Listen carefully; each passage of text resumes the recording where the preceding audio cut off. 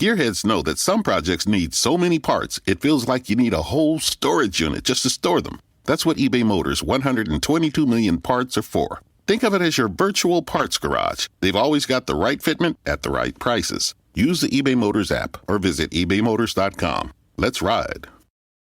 Texas, and you see Uncle Dale, rub his power stash for good luck right through New Year's. You might get a New Year's kiss because of it. All right, moving on. Goth White, nice to have you here. And we already said Wes H., but we could say it again. Wes H. And the Chad Smith podcast saying he's Dave Scott. No, I am Chad Smith. Ronno, nice to have you back. And, yeah, by the way, if anybody...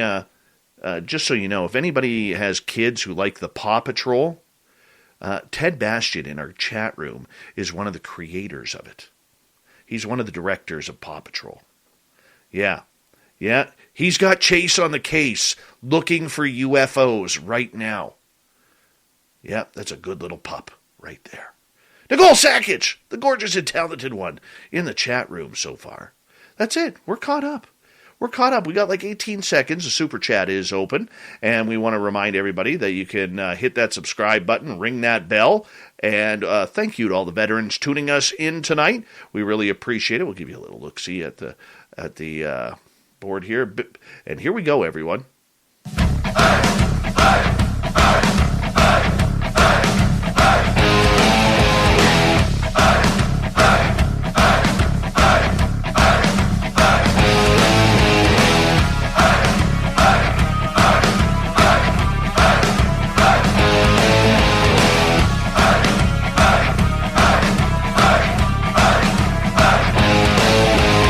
From the mountains of central British Columbia to you listening around the world, this, my friends, is Spaced Out Radio.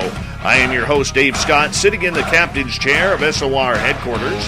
We welcome you to tonight's show on our terrestrial affiliates around North America, digitally on TalkStream Live, Revolution Radio, and KPNL. All of our archives are free. Go to youtube.com/Spaced Out Radio. Do old Davey the favor, hit that subscribe button. You can follow us on Twitter at Spaced Out Radio, Instagram at Spaced Out Radio Show, and now on TikTok at Spaced Out Radio. Our website is spacedoutradio.com. We have a plethora of features for you. Rock out the Bumblefoot, read Shirky Poo's Newswire. Check out our swag as well. Tonight's show is brought to you by Chive Charities. Help make the world 10% happier by visiting Chive Charities today. You can find them on our website. What a year 2021 was in the year of the UFO once again. Man, do we have some big-time stories to go over. The year that was regarding everything in ufology, from the news that came down just yesterday of Senator Harry Reid passing, to Lou Elizondo quitting the TTSA along with Chris Mellon and Steve Justice, and every video, every news article, every Susan Goff denial in between. We are going to hit them all tonight. Podcasters of the night, we have a bunch of them here. Bloggers, vloggers, and one TikToker who's having a little tech issue right now. Dan Warren will be with us momentarily. But we have Jason Gilmet. I needed another Canadian in here, so I brought my good buddy Jason in. Michael Huntington, who blogs about everything. We got literally the biggest man in UFO Garage history, Little Benny Jenkins, and the lovely and talented Nicole Sakic here with us tonight. Panel, thank you so much for joining us. We really do appreciate it. And it was a very interesting year right off the bat, everyone, because Harry Reid was making news going into 2021 about the pressure he was putting on Washington, D.C. We saw a big shift with the Stars Academy go from the big dogs on campus right back into the scrap heap with every other failed UFO venture. Michael Huntington, I want to start with you on this one, if you don't mind, because I think you're one of the most open-minded and clear thinkers when it comes to ufology, and I don't think you get enough credit for it, my friend. But I say that sincerely. When you look at 2021, what is this year going to be remembered for you? Well, certainly there's been a lot of news, and I think that's probably the main thing for 2021 is there was just nonstop news cycles. throughout the year. We can't really say that 2021, was necessarily about UFOs as much as it was about disclosure, as much as it was about media. There really weren't any UFO cases per se that, we can point to. I mean, we can look at, and talk about duck videos, but that's probably the extent of it. Pretty much the news this year was, disclosure, was, what Elizondo and Mellon and, those folks have been doing for the past year or so to, get Congress to, participate in this subject. We certainly, I think the biggest news story up to, say the Gillibrand Amendment passing was probably the task force report. That was a big thing.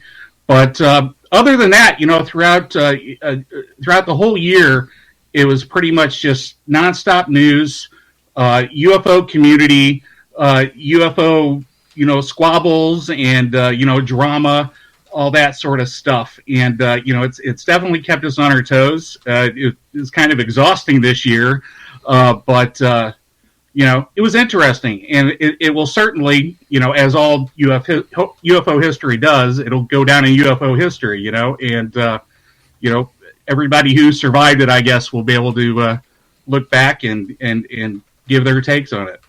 All right, Nicole Sakic, I want to bring you in here because you're one of my closest confidants when it comes to UFO news, and we're always kind of, literally, Nicole and I talk every day, and you know what? I don't think we found a boring subject about UFOs to speak about this year and little, streams of what we're trying to figure out on our own. You look at the year 2021, how would you describe it in the UFO world?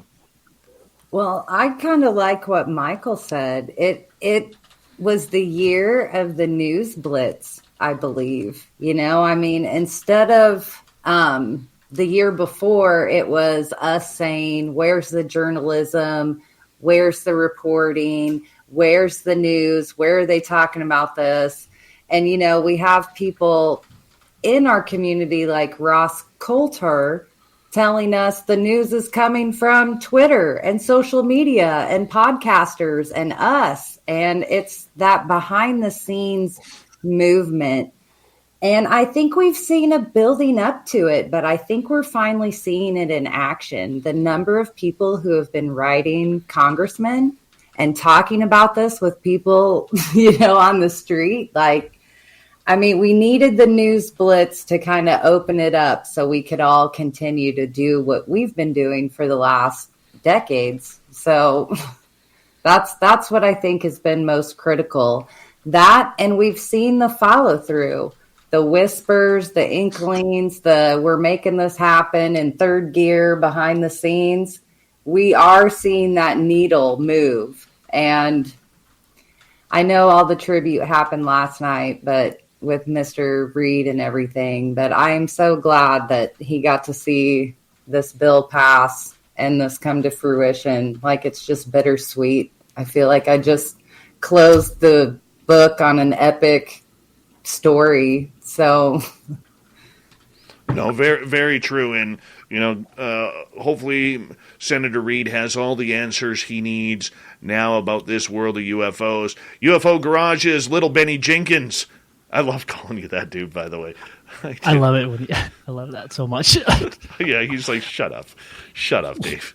But Ben, you had a breakout year with UFO Garage this year as well, and I commend you and your hard work and Joe Strelski's hard work as well for really becoming a player in this field of UFOs. And the one thing that I love about your show, and I always like to promote it, is the fact that you guys love this subject. You're in love with the news, but you don't take it seriously. You take it everything with a grain of salt, and you're just happy to be talking about something that you love, and that is a rarity in this field. So for you and everything you guys experienced with UFO Garage regarding the UFO world, what was 2021 like for you guys and overall in the field? Dude, well, first off, thanks for having me tonight, and thanks for those kind words, man. It has been such an awesome year. Me and Joe, we started our show not knowing anything about the subject or the community, and I feel like we've learned a lot, but we still don't know. We have more questions than answers, really. And I think the biggest thing that we've been able to see, I mean, there's again, like, man, so much news has come out. The whole breadth of this subject has changed like 1,000 degrees, and it's just crazy to see that our interests are also being talked about in a public setting, not only in the news, but you can talk about this with your friends and family now, and like you don't sound like a crazy person. But yeah, dude, I think this whole year has just been a journey. I honestly, I see all my news really comes from Dan Warren, who's I don't know if he's backstage yet. I really kind of pay attention. He's really good at giving the facts and stuff. But as far as like news, I really don't pay attention very, very closely to the news so much. But the journey has been interesting, going from like nuts and bolts back to like spirituality. And now I don't know where I'm at with the whole thing. But man, 2021 has been such a crazy year. Very crazy, very crazy. Jason Guillemette, it's always good to have a fellow Canadian to talk about this subject with, my friend. And there aren't many of us across this grand nation talking UFOs, but I'll tell you, I want to ask you from a Canadian standpoint, ufology up here doesn't exist. It really doesn't exist outside of a handful of us. But 2021, for me, regarding Canada, has been a year of really intriguing silence. You know, are you surprised by that? Not at all. Look at our leadership. You know, it's basically focused on right now is just restraining everything from travel to, you know, whether or not you get to go see grandma, all because of Omicron. And I mean, it's always about the virus is what their main focus is on. I always find it funny because on the Canadian news, they're always the last ones to report on anything. Like if you want breaking news, don't watch Canadian television. Zimbabwe has the news before the Canadian television has the news. And something such as, you know, the United States and the progress that they're making towards this with the bills and everything that's taken place over the last year, yet you hear nothing from Canada. And I find that really interesting. Speaking with Daniel Otis from Vice, he's uncovered some stuff as well from Canada. Just, you know, being that every time there's a report, they sort of squash the story or just hide it, or there's nowhere to, you know, really find the information from the pilots that have seen things. So Canada is way behind as far as ufology is concerned. So for you, it's a tough gig. So for you, Jason, overall, what was your top highlight of 2021 looking back? Talking with Jacques Vallée, that was my highlight. I never thought I'd be able to get him on the show, but when I did, I was like, you know, speak to an icon in ufology and somebody that I highly respect. So far, obviously, I mean, I've enjoyed every guest that's been on the show, but Jacques Vallée was my definitely the go-to for this year, I would say. You're allowed to brag about that. You really are. I'm allowed to brag about it. Yeah, you totally can. And the man who took TikTok by storm regarding UFOs, Dan here from Fifth Pillars of Emphasis on TikTok. And if you haven't subscribed to him yet already, you need to. And Dan, I say that with the utmost respect of everything that you have done to build a name in ufology in 2021 with your quick hits on TikTok. I mean, I never thought TikTok, call me naive, okay? I'm always the last one to jump on the bandwagon here. But Dan, thanks to you, you really opened our eyes to what UFO news can look like in short segments on TikTok. So I want to congratulate you on that. Well, hey, I appreciate it. I gotta say that my success on TikTok is completely attributed to the lack of competition. So definitely the bar was low as far as what's news about UFO, the UFO topic that was out there. Everything was just CGI videos and things along those lines. So yeah, it's definitely been easy pickings, but it's helped me hone my craft and helped me with my research and helped me with trying to figure out how to communicate the complexity of the UFO topic to a public that has a short attention span. So that's been what I've been benefiting from myself, is digging more research. I joined TikTok never thinking that it would lead me to read more than I ever have in my life, but that's the exact result that I've experienced this year, is I read and read and read and read. The one thing that I will say about you, Dan, is TikTok is known as the younger person's social media, and you've really opened up the eyes to a lot of young people regarding this subject. What kind of queries are you getting, or questions or comments are you getting from this younger generation that's just learning about UFOs in 2021? So I think there is kind of I don't know if that's accurate anymore. Like the audience that I typically get, I don't think are very young. I think the demographic is a little bit older than what you're going to see if I was dancing. If I was dancing, I could say, yeah, then I would get a lot of young people, but I don't do that. So I think my audience is in their 20s to 40s, to even some guys that keep telling me that they were researching UFOs before I could wipe myself. So it's a broad range of demographics that are watching videos on TikTok, just because it's so quick and short and to the point. Like, I don't have an intro. No one has an intro on TikTok. It's just get right to what you're going to talk about and give them what they want. But when I get asked questions, the number one question I always get is, have I ever seen anything? And I always got to tell them, like, no, man, I'm still waiting. I'm a believer, but I'm not a knower. So that's the main thing that people want to know from me.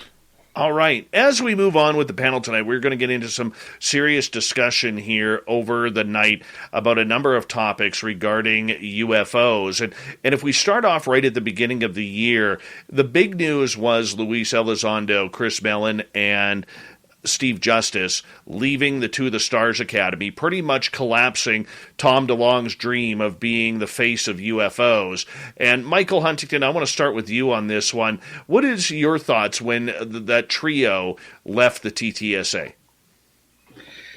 Well, it really wasn't a surprise, because Tom and his team were sort of like on a hiatus. We weren't getting any news or any teases of products. They had an Unidentified show and the Lazar book, and then aside from Tom's normal cryptic posts here and there, everybody sort of got the idea that something was up. Especially people that were investors. Because they were getting some reports and they were hearing some different things. So. To the Stars is still around, and Tom is still around, and technically they're still doing what they're doing. But I think when Tom came out and said that To the Stars was not a UFO research group, that sort of, like, a lot of people were like, really, and that sort of started the decline, maybe. There's that whole notion that Tom was sort of approached by people, on the inside, maybe people connected to intelligence, as a means of, bringing about disclosure of some sort. So, it was always sort of known that he was, being used, at least in that respect. And, I don't think they necessarily had a falling out. They may have had different ideas as to what the strategy was going to be. Maybe they weren't getting as big as a punch as they wanted. And what happened, and it probably worked out for the best. For the disclosure issue, because then Elizondo and Mellon, they could focus their time and their efforts, not doing the media stuff.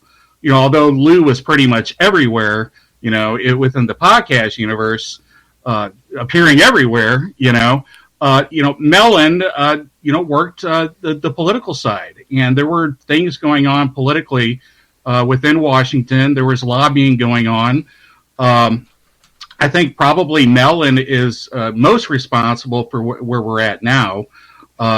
Maybe not necessarily any sort of grassroots movement, as opposed to, getting to the right committees and to the right people politically, and bringing in some of these people connected to Intel to get some of this stuff going. Pushing that, the safety, security, pseudo threat narrative, to get some action, at least, get some action, to get some, the DOD to, cut some of the red tape and at least start to communicate some of these UAP issues. So it wasn't a surprise. It's not a surprise that, Lou's got a book, and, he's going to be going down that path, and it'll be interesting to see what happens. But To the Stars is still out there, I guess. They'll probably have some more media stuff, but I don't know. Not really necessarily needed. I don't anticipate them building a spaceship, as they promised. But no. We'll see. No. All right, we got 3.5 minutes before we have to go to break here at the bottom of the hour. No spaceships at this guy's house. Jason Gilbat, we bring you in, starting off the year with the trio leaving the TTSA. What was your thoughts about all of that? Well, I thought it was weird because they mention that they had materials that they handed over to the U.S. military, and all of a sudden, oh, by the way, mom and dad broke up. And that sort of took me back, because I'm like, I had, like everybody else, seen them as the beacon of hope for disclosure in the United States, and then seeing them, sort of part ways, and just not knowing what TTSA was up to. Like, what are they up to? Like, is it even still going? Like, that sort of disappeared this year. This is another thing, is the TTSA sort of took a backseat to everything else that was going on. But in all fairness, without the TTSA, Imagine an online community where science meets social. Analyte Guru from Thermo Fisher Scientific is a forum where you can talk with your colleagues worldwide, ask questions, swap suggestions, and compare notes. You'll get insights into equipment and techniques, and maybe even answer a riddle or two. You can also sign up for informative webinars. Join the conversation today at analyteguru.com. I was born legally blind. I've been in situations where all of the store clerks are just standing in a circle waiting for me to figure out where my card is. If you're one of the millions of Americans who are blind or partially sighted, you might know the feeling too. Which one is my credit card? Now I have to get somebody else to go through my cards to pick out this one. Introducing a card designed for the blind and partially sighted. Touch Card by MasterCard. 3 distinctly shaped notches help people feel the difference between types of cards. Circular for debit, square for credit, and triangular for prepaid. This is wonderful. Yeah, I'll be able to tell my cards apart. Developed in partnership with IDEMIA, Vision Services for the Blind, and the Royal National Institute of Blind People, TouchCard is inclusive by design. Our goal is to make every MasterCard a TouchCard. Just little things like that can go a long way as far as bringing independence to a blind person. Just a little notch is huge progress. Because a world designed for all of us is priceless.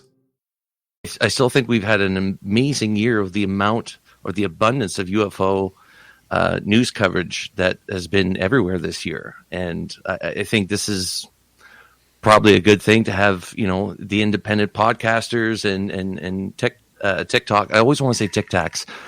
That should be. I always want to say Tic Tacs. I don't know why. I do it too. Don't feel bad. Yeah. I joke around with the kids all the time. You're on your Tic Tac. But no, it's been an incredible year. And the TTSA, like I said, I thought that was a weird move to say, hey, we're working alongside with the military. If that's even a thing, I don't think you can work alongside the military. I think the military just drags you along or takes the material. And here in the split, I think that's what did it in for Lou and Christopher Mellon, was the fact that they were going in a different direction. Ben, I think you guys had at UFO Garage one of the best interviews with Lou Elizondo, and it came on the heels of the night after we had him on where, I'm going to say we warmed him up for you. I am. We warmed him up for 100%, yeah. We got 90 seconds to go here, and if we got to carry over, we will.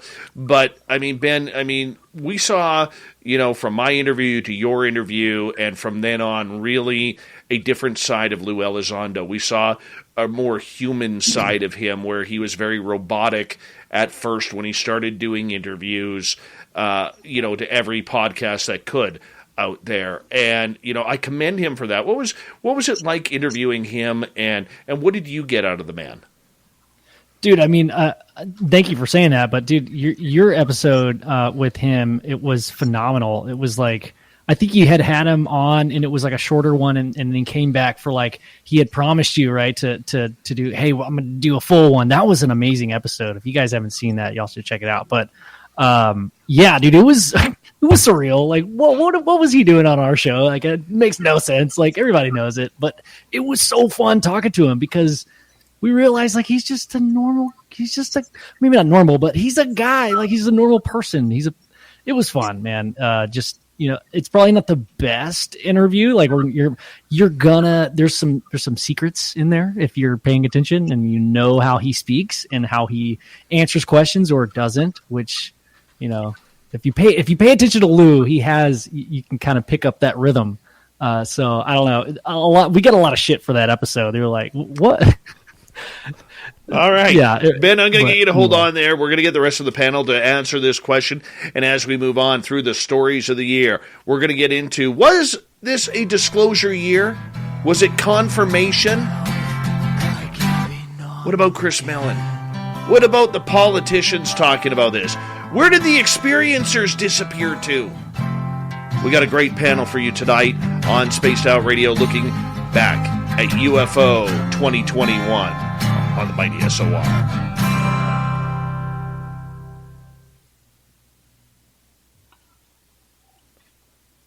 Well, you didn't waste any time for me having to edit the show, Ben. Sorry, bud.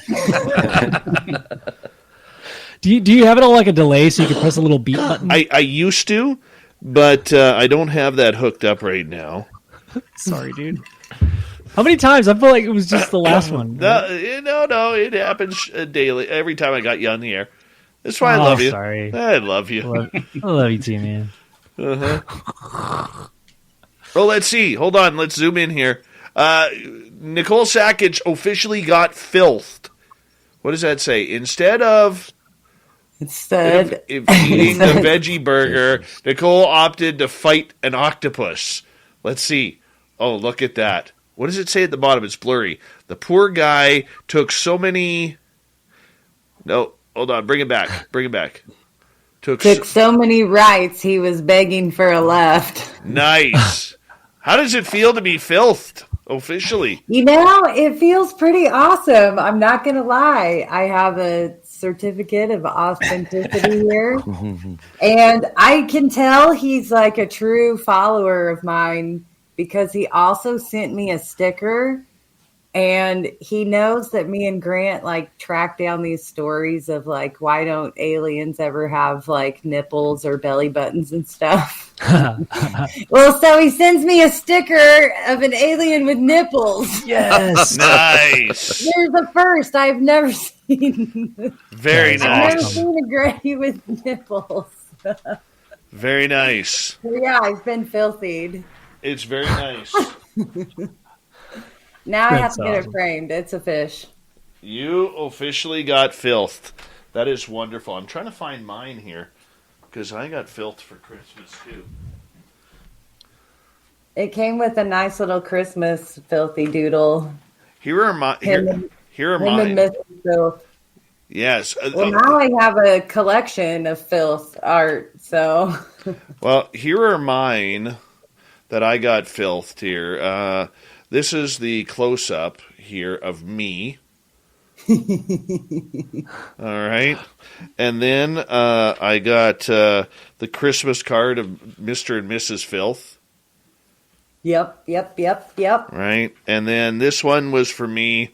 Well, it's not really me. He drew El Ovni Volador e La Brugia. So La Brugia is Lynn Wallington. And El Ovni Volador is me, apparently. So I love it. Yes, that was my Christmas filth right there. I love it.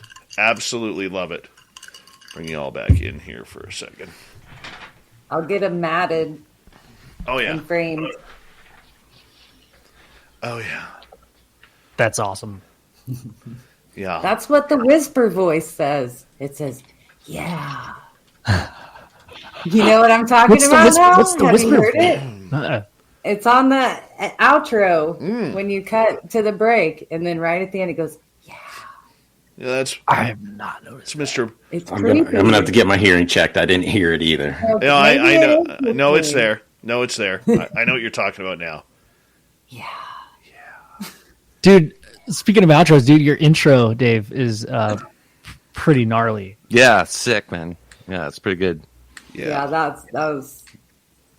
I was like, ooh. That was created by the Vin Man, who did an amazing job of that. The Vin Man. The Vinster. The Vinarino. The Vinarino. I appreciate him for doing that. I really do. We got about a minute and 20 seconds. Nicole Sakic showing off her brand new We Own the Night ball cap, which can be found at spacedoutradio.com. She's even got the war paint underneath on, ready for the show. You know?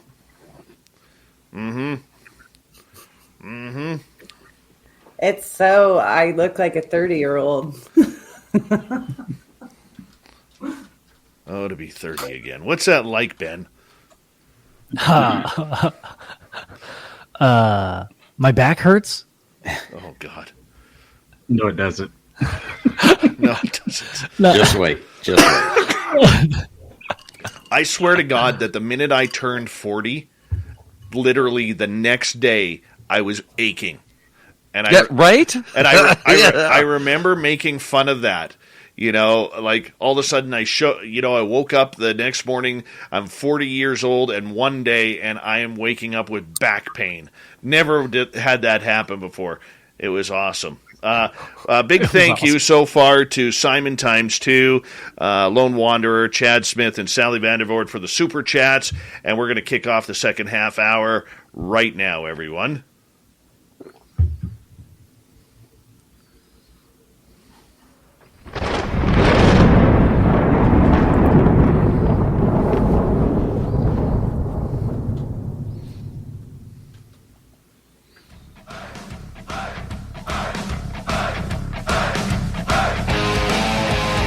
Second half hour of Spaced Out Radio is now underway. My name is Dave Scott. Thank you so much for taking the time to spend with us.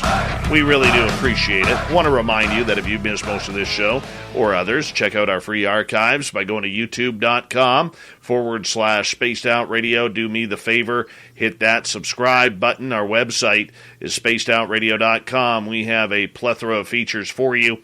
Rock out to Bumblefoot, read Shirky Poo's Newswire, check out our swag as well. Follow us on Twitter at Spaced Out Radio, Instagram at Spaced Out Radio Show, and now on TikTok at Spaced Out Radio. We continue on tonight with a great panel for discussion in the UFO year that was in 2021 from UFO Garage. We have little Benny Jenkins. We have Nicole Sakic here.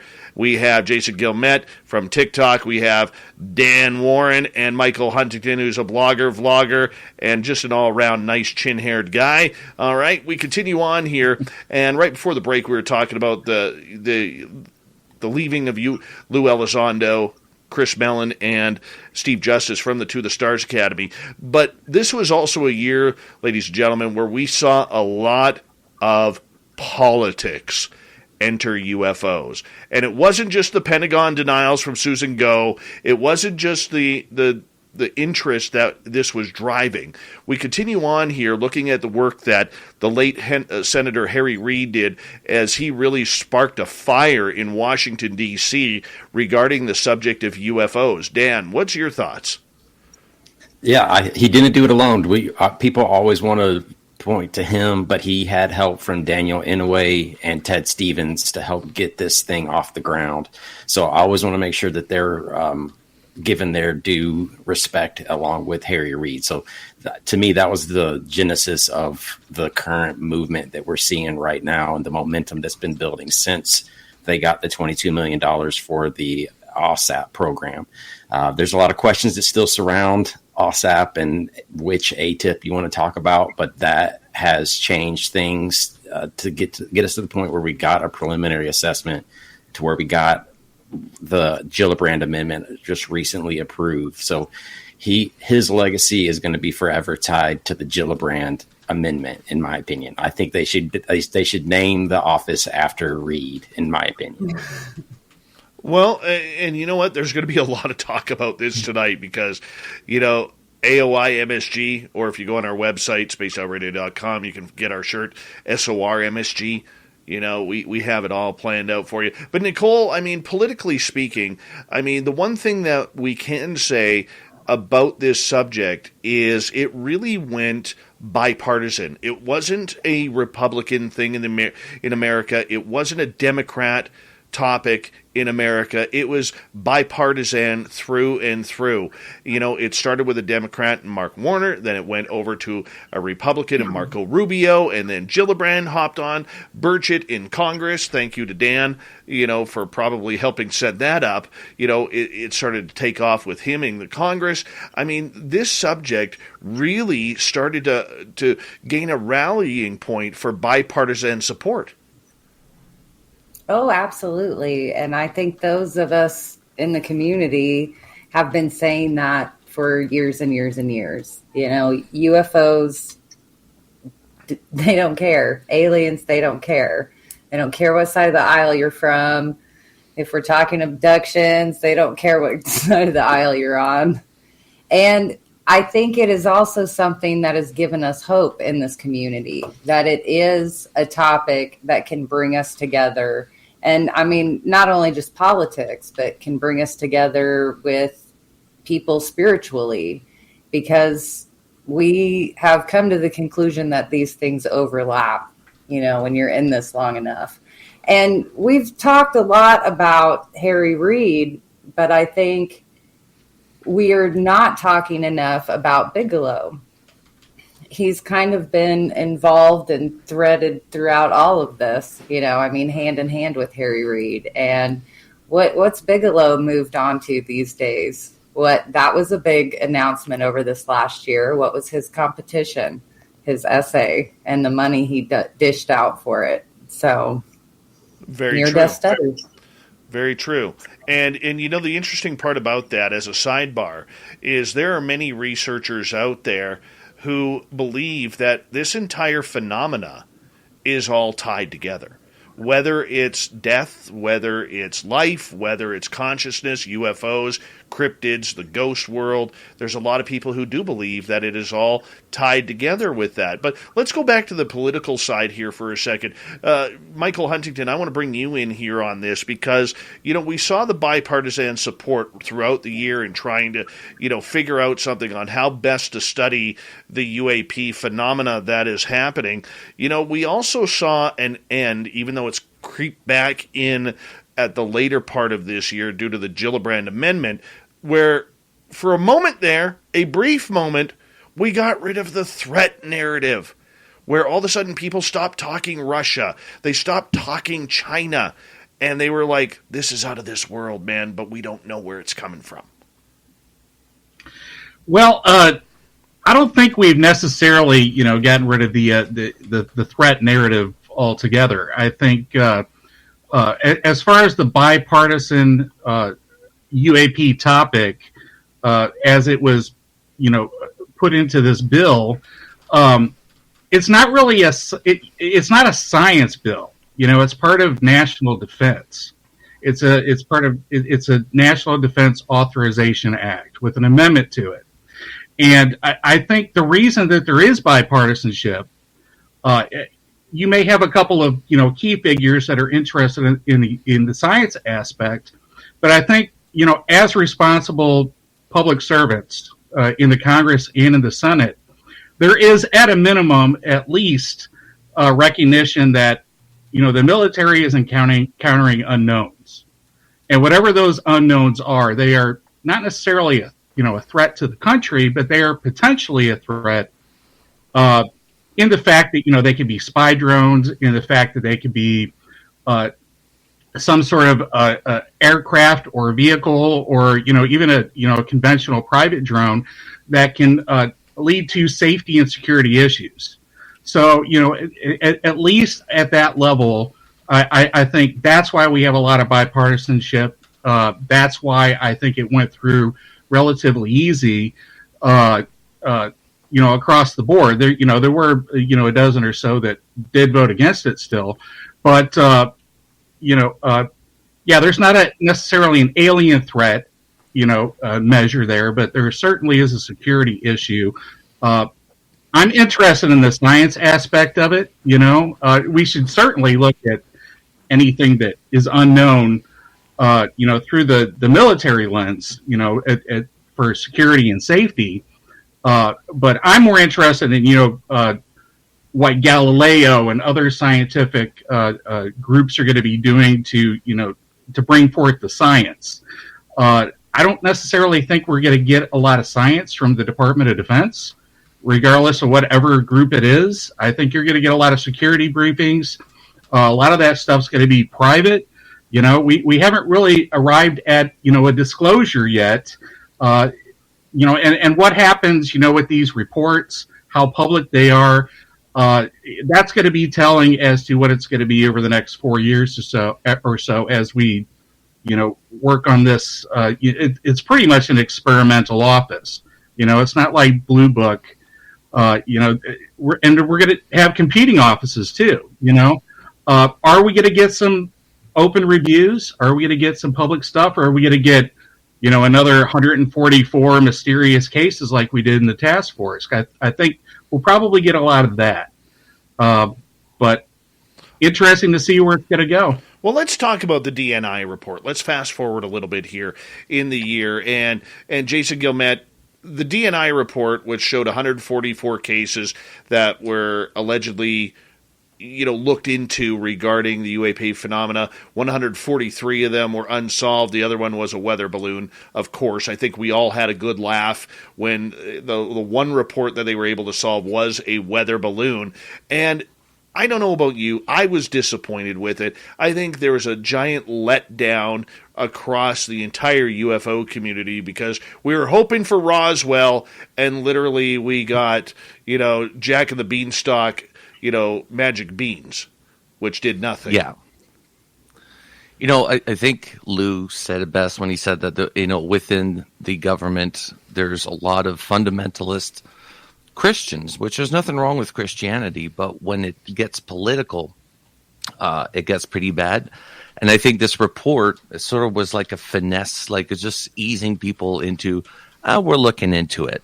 But there was nothing of you're saying weather balloon. Thank God it wasn't a seagull. We haven't had those yet. But I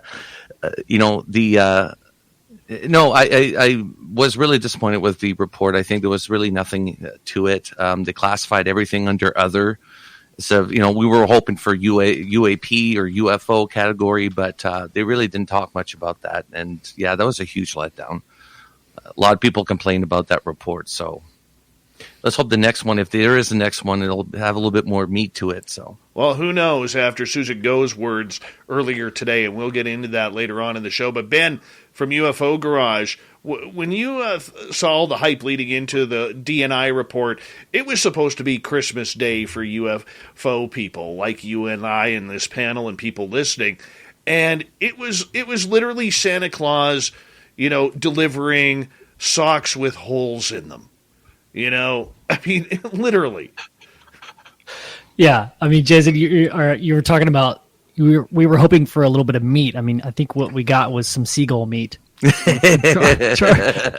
Those darn seagulls. Yeah, they're delicious. Enough salt, but yeah, man. It's crazy that have you guys heard about the phenomenology desk that exists in the Pentagon for a really long time? That's just one that I know. If I know about it, come on, dude. These programs have been around forever. There's never not been a program because knowledge is power. CIA controls knowledge. Come on, guys. This is just the perfect public thing that we know about. So of course they're not going to tell us anything because it's a matter of national security. If it's we're talking about tech and how things work, the reason why they wouldn't tell the public is because they'd be telling their enemies at the same time because everybody's listening.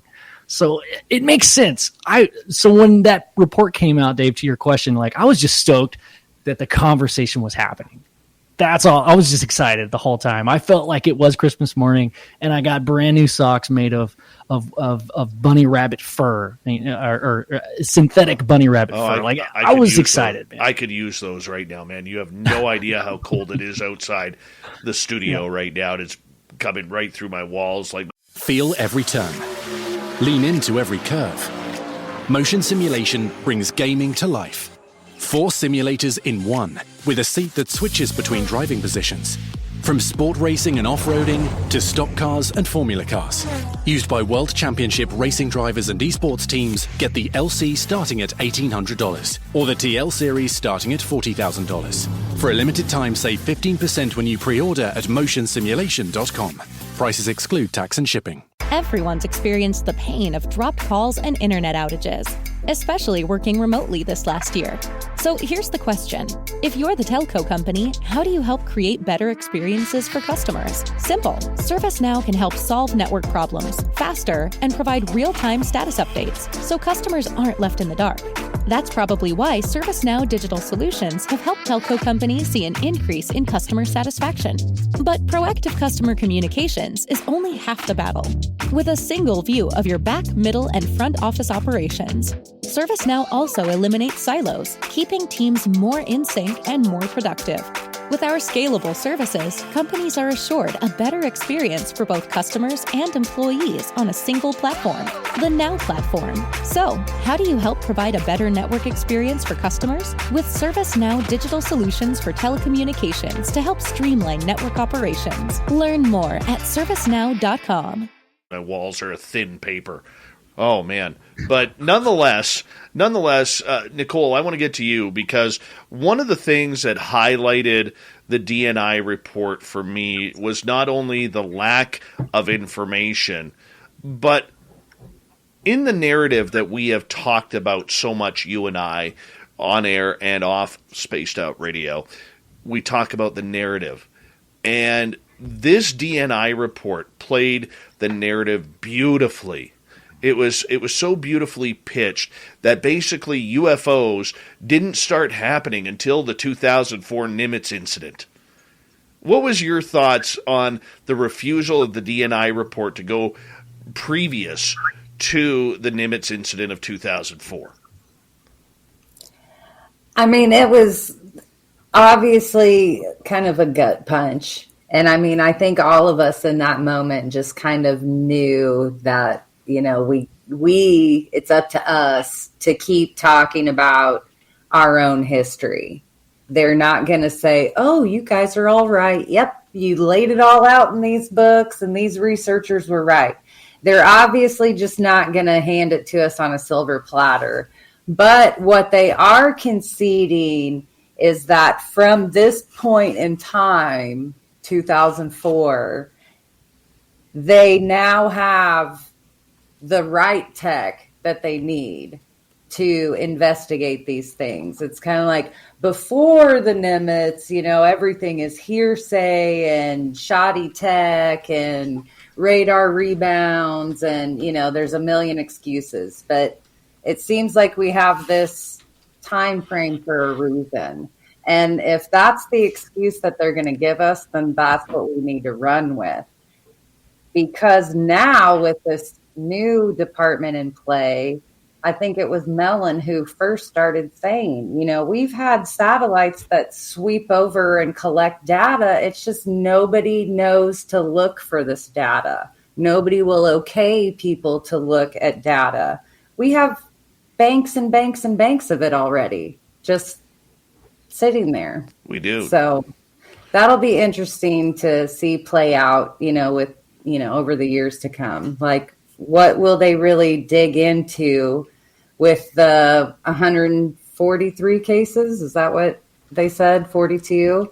I mean, are they going to have more cases like that with more data, more satellite, more submarine, more super communications tech, all of those things. I think so. I think that's why the Navy still has their hooks in this the way they do.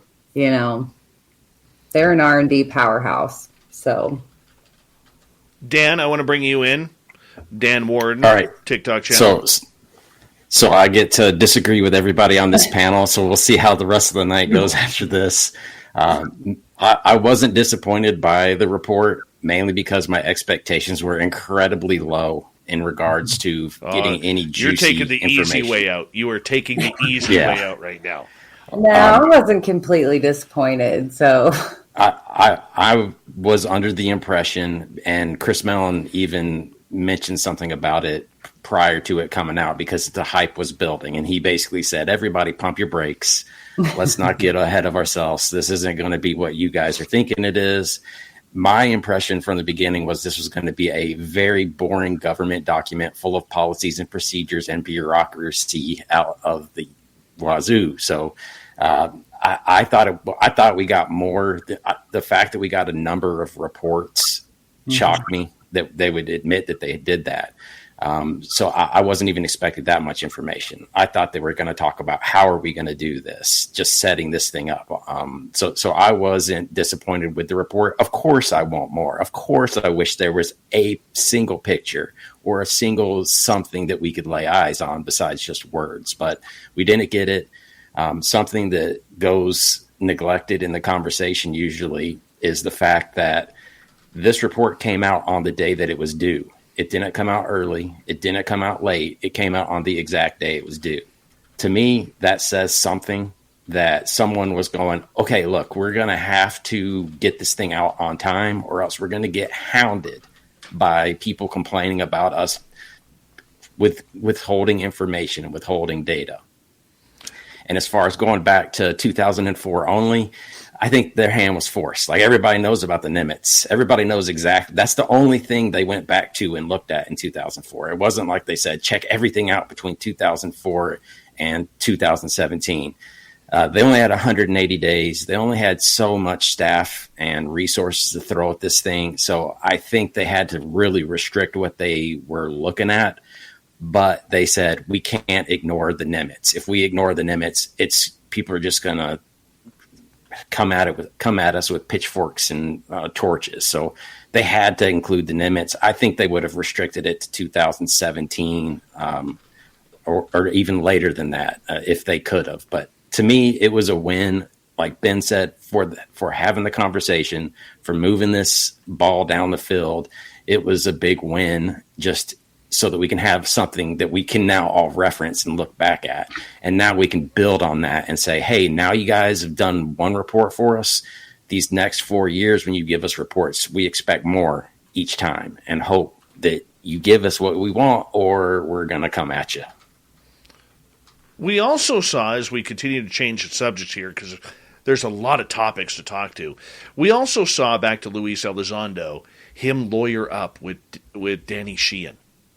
And a lot of people called this a political power move, considering how many people, Jason, were literally going after Lou Elizondo behind the scenes, where I know in the people that I talked to and close to Lou's camp, he was getting death threats, he was getting financial threats, he was getting threats about his career, his children's careers, a lot of things going on from people who, well, let's face it, Lou was the face of a very ugly game and an ugly secret that the U.S. military and the Pentagon didn't want out there. And yet here he was spilling his guts, even though we're like, give us more. You're not telling us anything, Lou. You're a liar. You're a disinfo agent.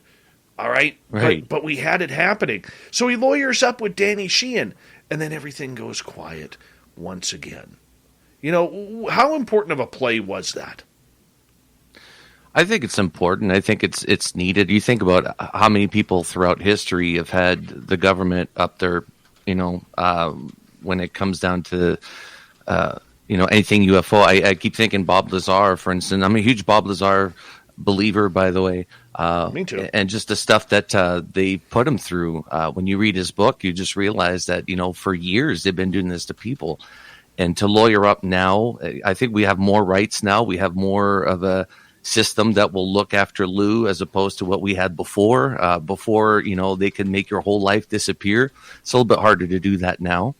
And if Lou didn't believe, if he didn't have the conviction that this is true, that this is an actual phenomenon that's happening, he would have quit by now, right? With all the death threats that he's had and everything like that. When you see somebody like that, like just saying, no, I'm going to stick to my guns, I'm not going to let them win, it's because he knows there's something there. Like, Ben, you were mentioning he was on your show, and there's things he can say and things he can't say. It's the things he can't say that I'm interested in. I can't wait to hear it or read it if he puts it in his book. But yeah, I think lawyering up was a good idea, and just having that extra protection to have somebody have your back as well while you're going through something like this. Very true. Michael Huntington, I know you are not on Lou Elizondo's Christmas card list, but I will say this. I think you give a fair assessment, an overall assessment on everything, and I would like your opinion. Him lawyering up with Daniel Sheehan, with Harry Reid taking up the cause of fighting for Elizondo against Susan Go and the rest of the Pentagon people who were out to literally, they announced they literally wiped his emails clean. I mean, they were playing a dirty game there for a little bit.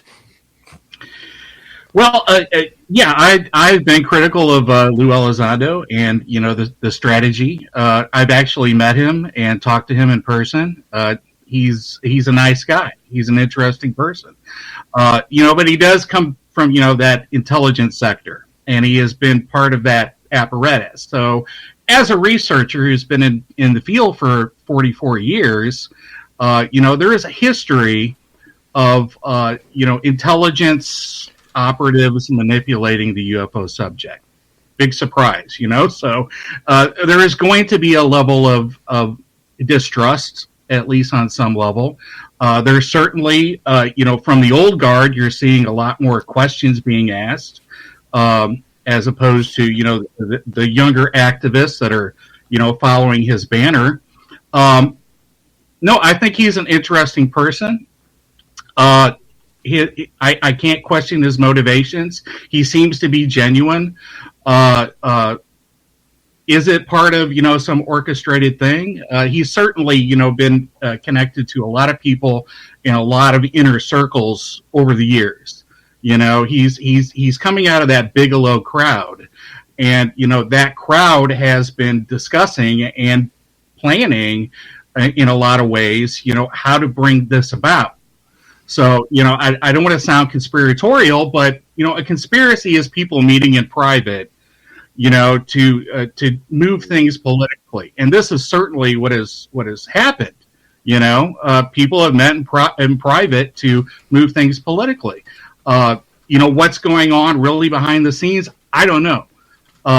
As far as death threats, I don't know who they're coming from. I don't know the groups, calling elite conspiracies that we hear about. I don't know necessarily what to believe. But Michael, I'm going to get you to hold right there. We're going to come back, continue this conversation, and where'd the experiencers go? We'll find out in the UFO 2021 update next.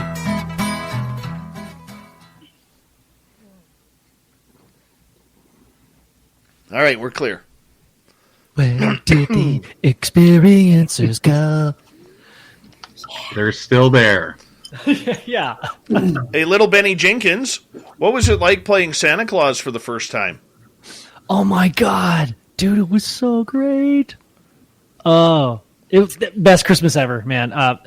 For those of you that don't know, my wife and I had our first child, our daughter, and she's, oh my gosh, the most exciting and most amazing thing I've ever seen. And we had our first Christmas, and it was so fun, so fun. She we got her this stuffed lamb. It ties back to an inside kind of joke thing, but she grabbed it. She was aware of, she's only 2 months old, and she just that in itself was amazing to us. She reached out and grabbed it and was aware that it was a thing, and she's looking at it. It was awesome. So yes, Santa Claus. I missed that stage, Ben. Seriously, you're making me reminisce about this. Now they're just buttholes. They don't. They just wreck my house and never listen to me. Oh yeah, it's going to happen to you. But now, enjoy the cute phase. Yeah, enjoy. I've become a short order cook at my house. Like, Dad, go make me a sandwich. Yeah. Oh yeah. Oh my god. Yeah. I'm the rarity. The one thing that I have not given up as my children have aged is Santa Claus. My 22-year-old still gets a present from Santa Claus. My 18-year-old still gets a present from Santa Claus. And, of course, my 8-year-old boy still gets a present from Santa Claus. His first present that I got him was hockey skates. Ooh, that's a great present. Yeah. I remember going into the sports store because I never thought I was going to have a boy. And when we had him, I remember like 2 weeks before Christmas, I walked in there and I said, I need your smallest pair of skates. And it was a size 5 Bauer. And I started tearing up. And this snot-nosed kid who was showing me, he's like, are you okay, man? I'm like, buddy, I said, wait till you grow up. I said, you have no idea. You have no idea what a moment this is for me. So how old was your boy? 6 months. When you got it? 6 months. Oh, yeah. Mm-hmm. Oh, my God. That's awesome. My first gift was this, actually, that Telecaster behind me. It was kind of a joke, but not. I was telling my wife, like, yeah, I got Evelyn a guitar. I'm going to hold on to it, take care of it until she's old enough to play it. But nice.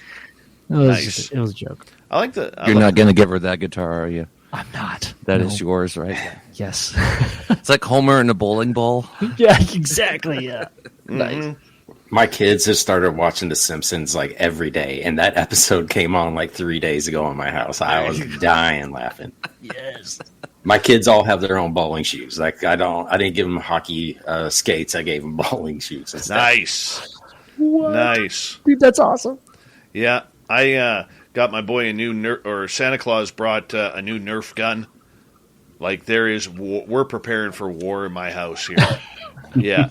I've got like a big stack of like 500 of them Nerf bullets, and I'm ready, man. Like literally, I went to Walmart and I bought one of those 500 packs, right? And yeah, we're ready for war at my house. That's for sure. Do you have like the sash belt thing? My son does. Oh my God! Yeah, my okay. son. What about the light up targets that you can set around your house? Because that's what me and my son do. Like in each room, and it's like pew pew pew pew. No, like yeah. We got walkie talkies. His call sign is Sasquatch. I'm Dogman. Right. Nice. Oh yeah, nice. It's kind of cool. It's kind of cool, man. We got about. What do we got here? About 2 minutes. 2 minutes. This was in my stocking, Dave. A magic 8-ball. A baby one, though. Nice. Look. So cute and small. You got both of them? I do. Nice. Well, I had the big one already, but I guess the little one was just too irresistible for Santa Claus. Very nice. So very nice. Hey, there's Jim Goodall. Let's give Jim Goodall a shout out. One of the best dudes in ufology. You know, he is. Love Jim Goodall. He is a legend and just an awesome, awesome man. So, Jim, thank you for tuning us in tonight. We love you, my friend. Absolutely love his aviation posts. They're absolutely amazing. He's incredible. Incredible. And if you guys ever get a chance to talk with him personally, ask his story about how he snuck into Area 51 twice. I know. Oh, nice. Yeah. I like hearing him talk about blackbirds because it always makes me laugh because that was always my excuse. I was like, I'm going to go watch for this supposed blackbird that's going to fly by. And no, I was just going to go UFO hunting and watching absolutely for hours. Jason, Jim Goodall is also a big fan of the Abbotsford International Air Show. Oh, really? Yes. That's cool. One sec, guys. I want to say a big thank you to Lone Wanderer, Simon in Australia ×2, Sally and Chad for the amazing super chats. Thank you so much for the love and support of Spaced Out Radio. It goes a far way in helping us put this show together on a monthly basis. If you're new here, don't forget to hit that subscribe button and ring that bell. We are literally here 7 days a week for your listening entertainment. We bring the woo nightly. Here we go with hour 2. You're listening to Spaced Out Radio with Dave Scott.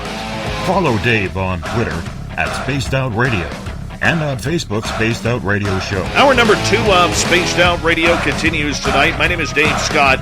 Thank you so much for taking the time to join us. We really do appreciate earning your listening ears. We want to say hello to everyone listening in on our terrestrial affiliates around North America, digitally on TalkStream Live, Revolution Radio, and KPNL. All of our archives are free. Go to youtube.com/Spaced Out Radio. Just do old Davey the favor. Hit that subscribe button. The Desert Clam has set the password for tonight in the SOR Space Travelers Club. Maki Collation.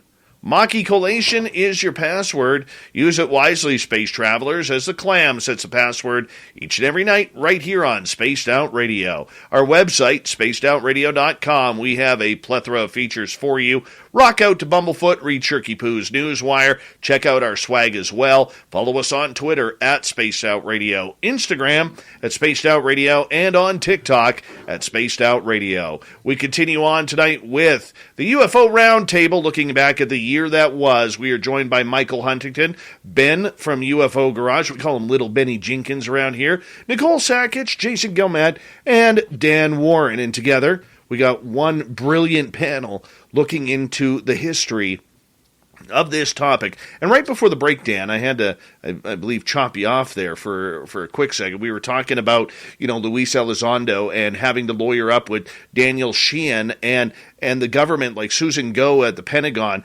literally blanking his emails, trying to discredit everything that literally we saw happen to Bob Lazar back in 1989. Whether or not you believe Lazar, that's a different story for a different time.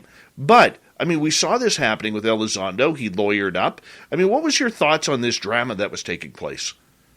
Well, I described it as the cavalry just got called in as soon as the inspector general got involved, because there's some weight behind that office that Lou doesn't have himself. So for them to, it just got real is basically what it boiled down to me.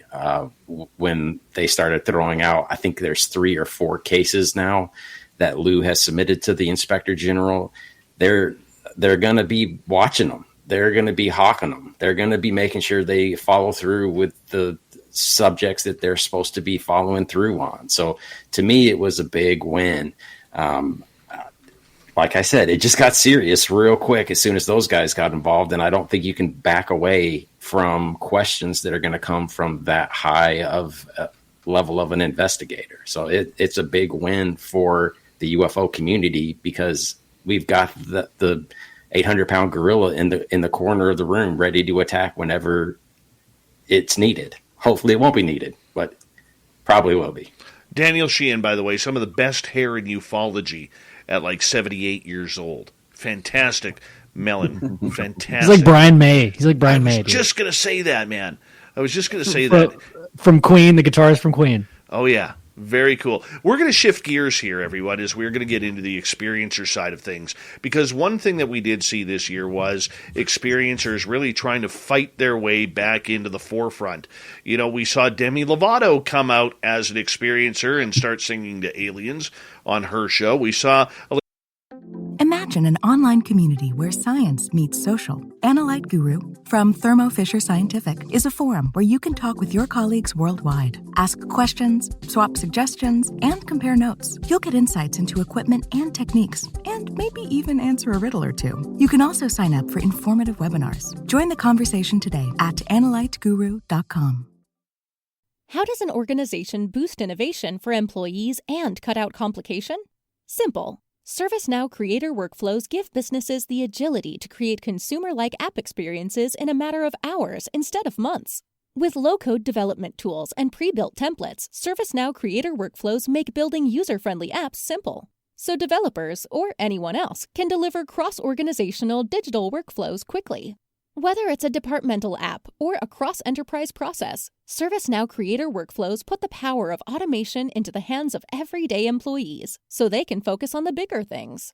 With Creator Workflows from ServiceNow, your previously manual and inefficient processes can become powerful digital workflows, connecting people, apps, and data. And they scale without sprawl. Simply put, it's innovation without complication. Whatever your business is facing, let's workflow it. Learn more at servicenow.com.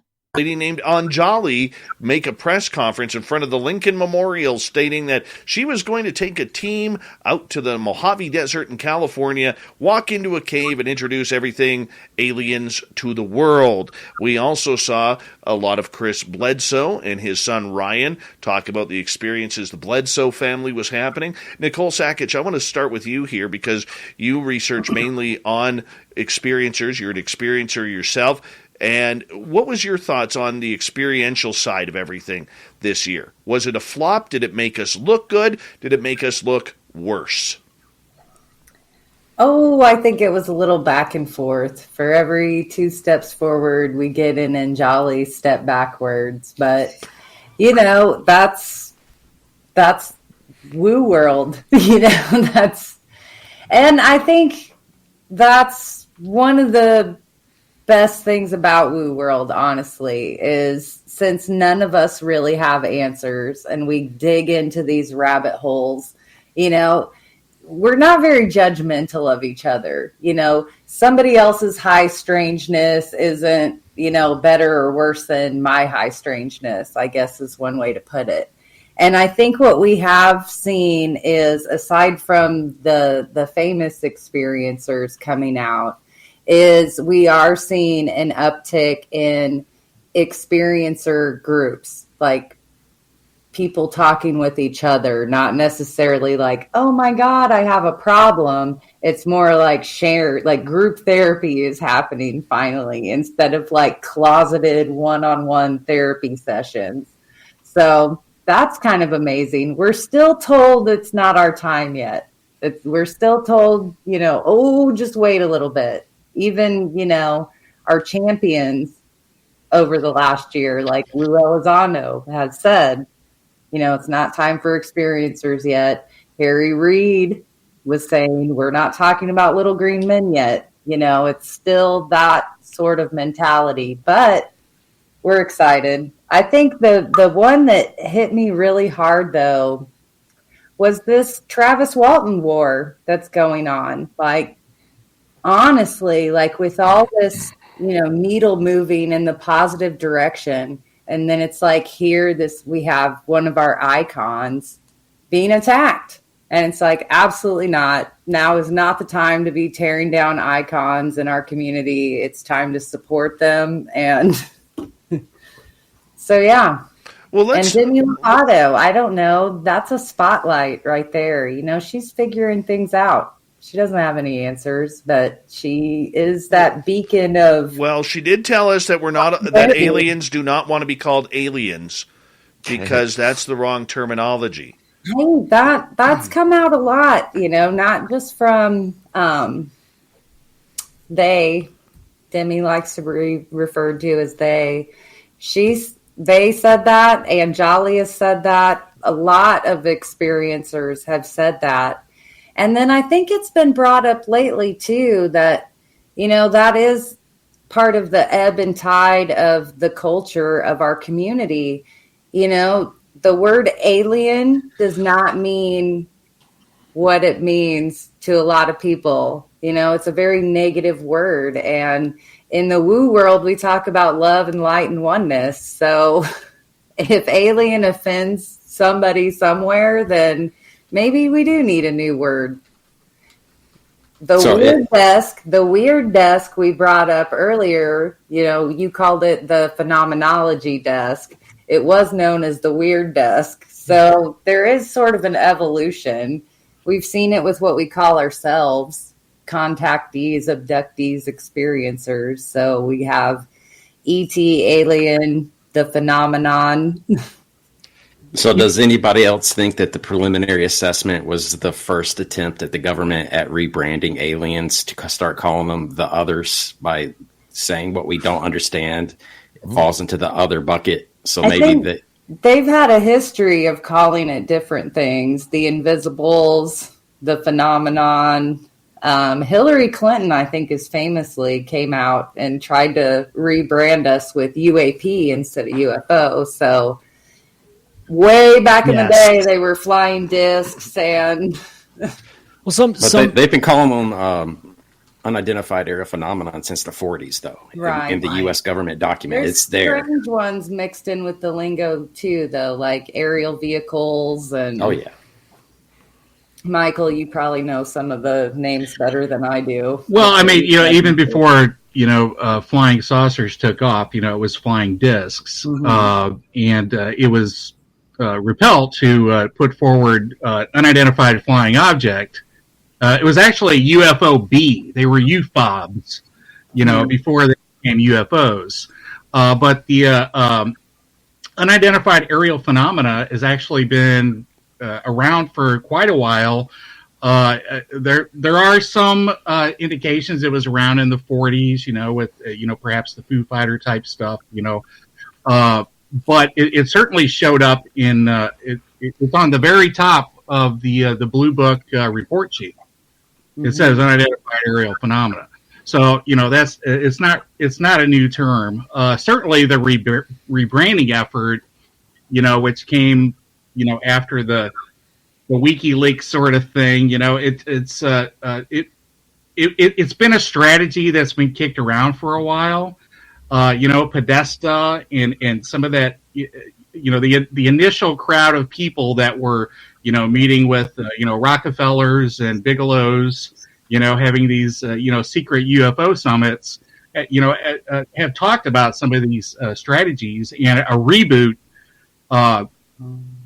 has been one of the strategies. You need to get away from all the baggage that comes with UFOs, flying saucers, all the cultural stuff, in order to try to get the scientific, academic, mainstream legitimacy of UAP. But UAP sort of has it's problematic in that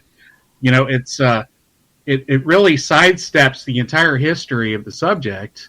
It sort of negates the extraterrestrial hypothesis, which is the dominant thing that makes it what it is. Because people are not interested necessarily in atmospheric phenomena. People who are into UFOs or UAP are not meteorologists. They're people that are looking for some sort of confirmation, and this may be a biased thing, but they're looking for, others, whatever that may be, extraterrestrial, interdimensional, it's all sort of others. But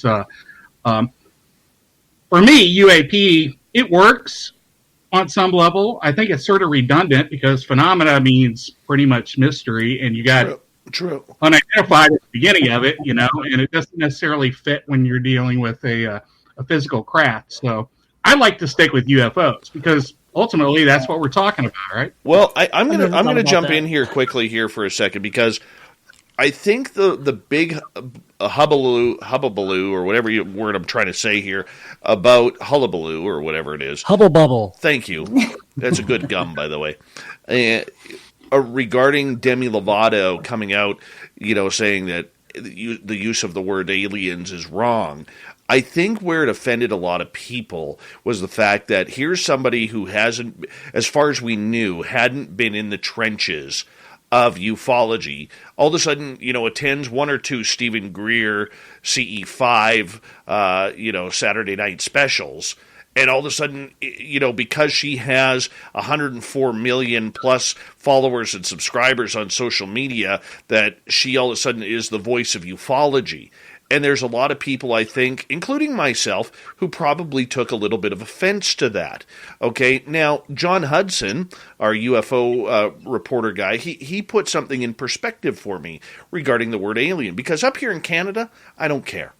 Okay, I don't care, any about, and I don't know about a lot of things that happen in the U.S., where down in California, the word alien obviously is highly regarded to illegal aliens, and that is considered offensive, especially to people in the Hispanic community. Whereas up here, when I say aliens, I don't even think human beings. I'm thinking little gray dudes with big almond-shaped eyes that have taken me a number of times. Jason, I see you nodding your head. You'd be in agreement with that up here in Canada as well. Yeah. So I never looked at it from the humanity side of everything. Do I agree with it? No, because when I say alien, I think gray. Alien gray. How many times have we used that terminology, alien gray? I used it with Elizondo, right? So, I mean, I think people took offense to, all of a sudden, here's Demi with 12 minutes of fame in the UFO world. She's got her own show that people have fought for years to get with their own research. And then she makes a comment to an Australian radio station, never talking to the UFO community, but makes a comment to an Australian radio station saying, yeah, aliens is racist. Right, we shouldn't use that word. They don't like it. They're saying hell no, we won't go. Picketing, everything like that. And I think that's where it really hit home for a lot of people. And then on the flip side, when you have Anjali making the claims, look, I am very much into anecdotal evidence for experiencers. I myself have a lot of anecdotal evidence of what has happened to me, and people have chosen, many, and thankfully have chosen to take my word for it, that I'm telling the truth about my experiences, just like when I hear other experiences, whether it's Nicole or other people who have given their experiences who have anecdotal proof. You want to take people at their word. But when it came to Anjali, it was one of those things where it was so far out there with their handlers taking her to, setting things up and propping her up like she's a puppet, where it was like, you got to be kidding me right now. Like, I literally slapped my face saying, do we really need this right now? Do we need this slap in the face? Ben. So I'm curious, like, was the statement of, like, she's the voice of ufology. I wonder, whoever said that, if it was said, on TV, maybe they just didn't know what they were implying. I think it's like, from the outside looking in, it's like, I don't know, going to a union and say, guys, I know how to do your jobs. It's easy. Come on, guys. Come on, like, hurry up. Like, it's offensive, but when you're on the inside.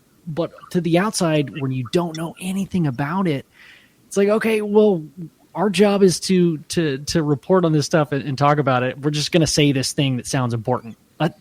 I would hope to think that was the case, but I don't know if I don't know how many people agree that she's the voice of ufology. Like, man, yeah, the fact that she had a lot of followers to begin with, like, that's cool. I think it's cool that she even was interested in it, and I would love to hear her story. I haven't seen her show or anything like that, but yeah, that's my 2 cents. Anybody else want to weigh in on this? Well, I'm sorry. I was just going to say, and I'll make it really quick. Not all UFO media and UFO press and UFO TV shows are good for the field. Everybody has this idea that all media is good media. The more people that get interested in the subject, the better. And on surface, that sounds kind of good, but ufology, the study of UFOs, it's not a religion to proselytize. It's a mystery.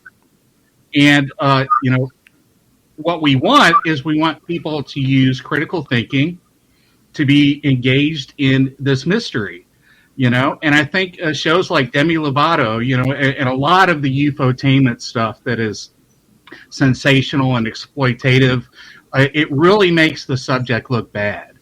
Especially Demi's show. I watched it and I gave my critiques on it.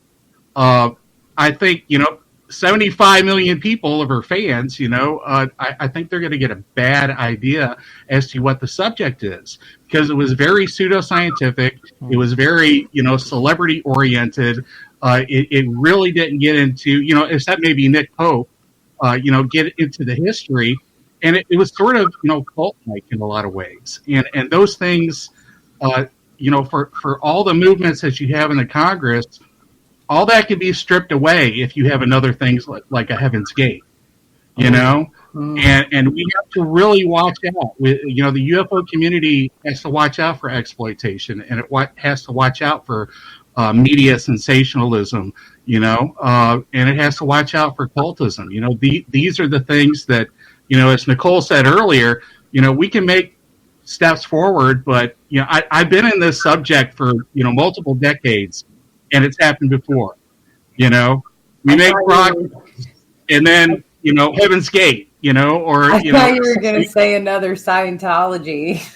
That's a possibility too, and a lot of it, when you get media and money and celebrity and all that stuff, intertwining in what is pretty much a scientific mystery, that's when you're going to get sort of a twisted view of things. Well, I see when I don't see her show, or I didn't anticipate like this scientific angle on it.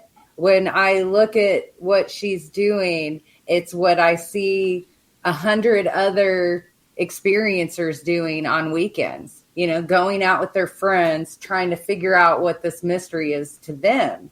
So from that lens, I think it does experiencers well. But, what really fired me up this year, and you said the word reboot, Michael, and J.J. Abrams' UFO Part 3 and 4, I want to punch in the face. I loved it. I wanted to quit ufology. I wanted to quit. I was like, the Black Vault threw us under the bus. I'm done. I want to quit ufology. I hate it.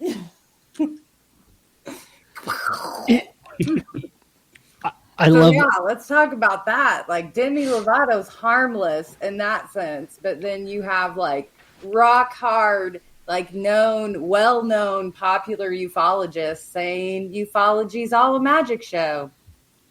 So I think that did more harm than Lovato running around, having an experience. So I feel like what I'm getting from you, Nicole, you place this image in my head is did ufology go mainstream, or did UFOs and aliens go mainstream? Which one is it? I think that it was UFOs and aliens became this has been in movies and TV shows, the most popular ones, for 50 years. But ufology itself, experiencers and the deeper, once you get past that scratching, once you get past that first level, that is what I think started to become mainstream. And that's what I think, I'm just wrapping my head around it. And you just made me realize that, that's what happened. It became mainstream, and people, it was a money grab. Impression has always been mainstream, though. It's always the evil alien attack. It's always, us against them. Even Travis Walton's experience is conveyed wrong, according to his account. It's disappointing. And then I know the buildup to UFO, I was like, it's J.J. Abrams. He's known for the reboot. I had heard who was attached to it. I'm like, this could be really good. And then, it was just part 1 and 2 was right on par. And then 3 was a slap in the face. And then by 4, through my tears, I could watch it. And I don't know.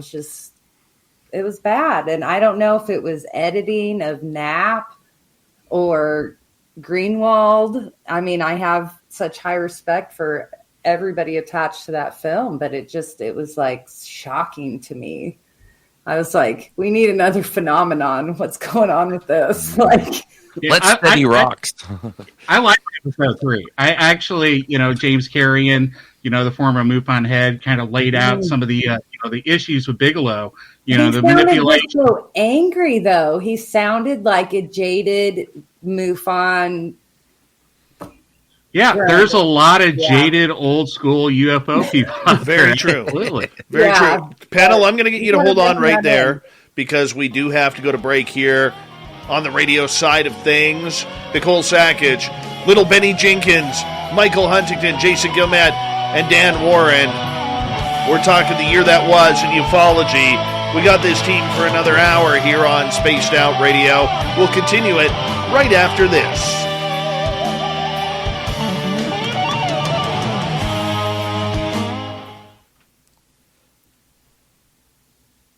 This break couldn't come at a better time for me. I'll be right back, guys. I was going to say, I forgot to pee on the last one. So We'll all be right back. All right, Jason, how close are you to Dave? You said you were close. Yeah, we're about an hour apart.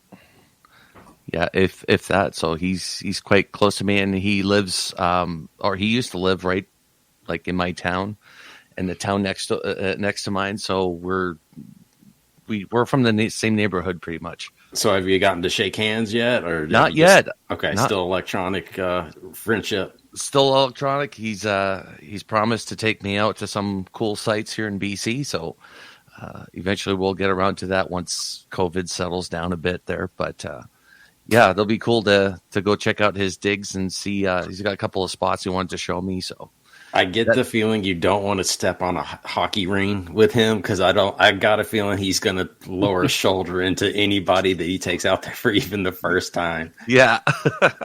No holds barred. No. Where are you at, Dan?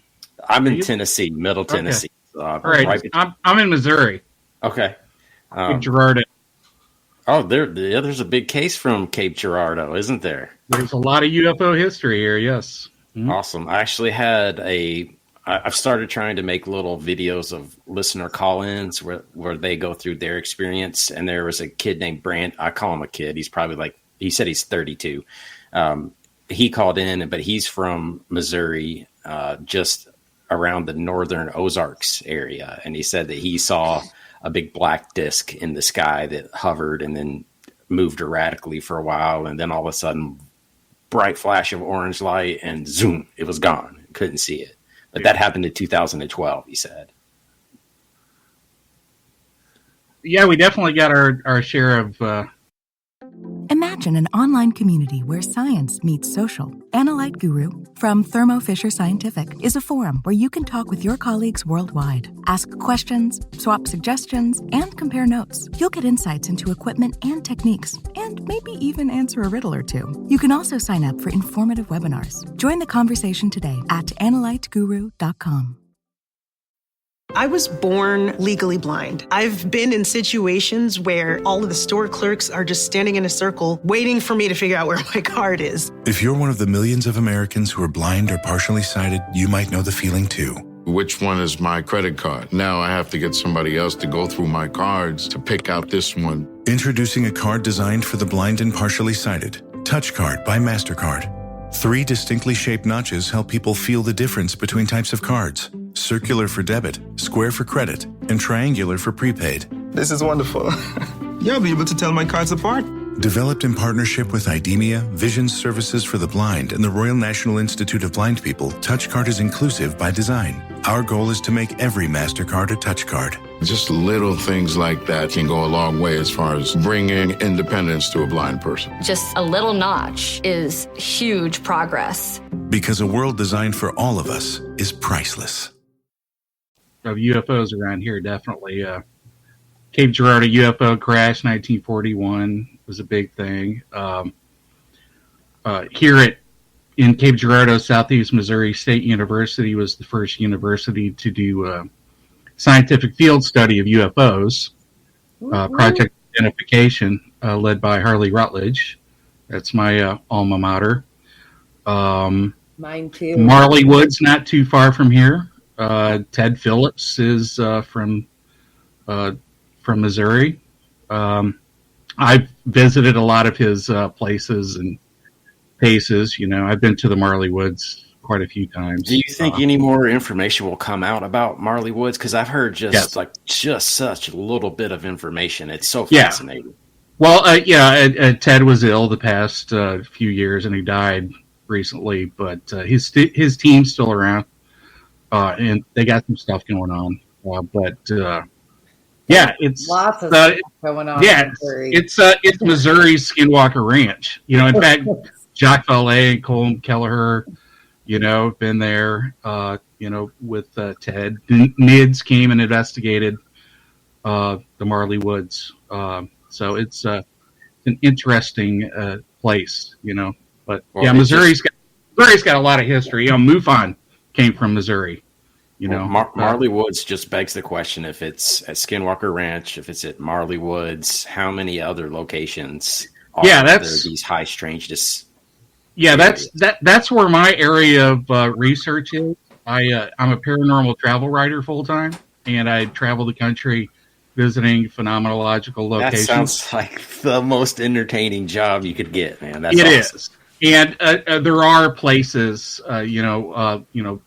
localized anomalous hotspots all over the country that are worthy of study. And it begs the question, why are things tied geographically or geologically, and what's the best way to investigate them? I think if Galileo is going to do research, it has to pinpoint these places, and that's where you do the long-term instrumented field study, is at where there is consistency of anomalous occurrences, because it's so UFOs or anomalies are so transient. They're hard to pinpoint. You got the incommensurability issues related to that. So pinning this stuff down and doing it scientifically is the best way to go.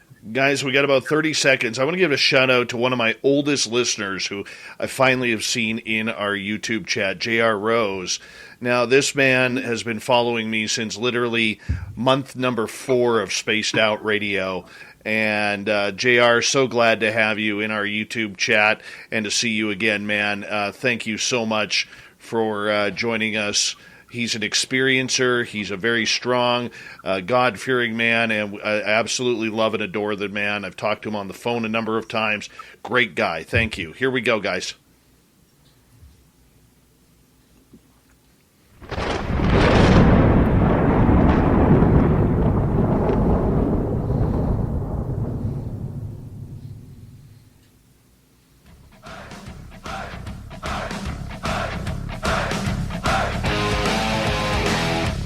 We pass the halfway point of Spaced Out Radio tonight.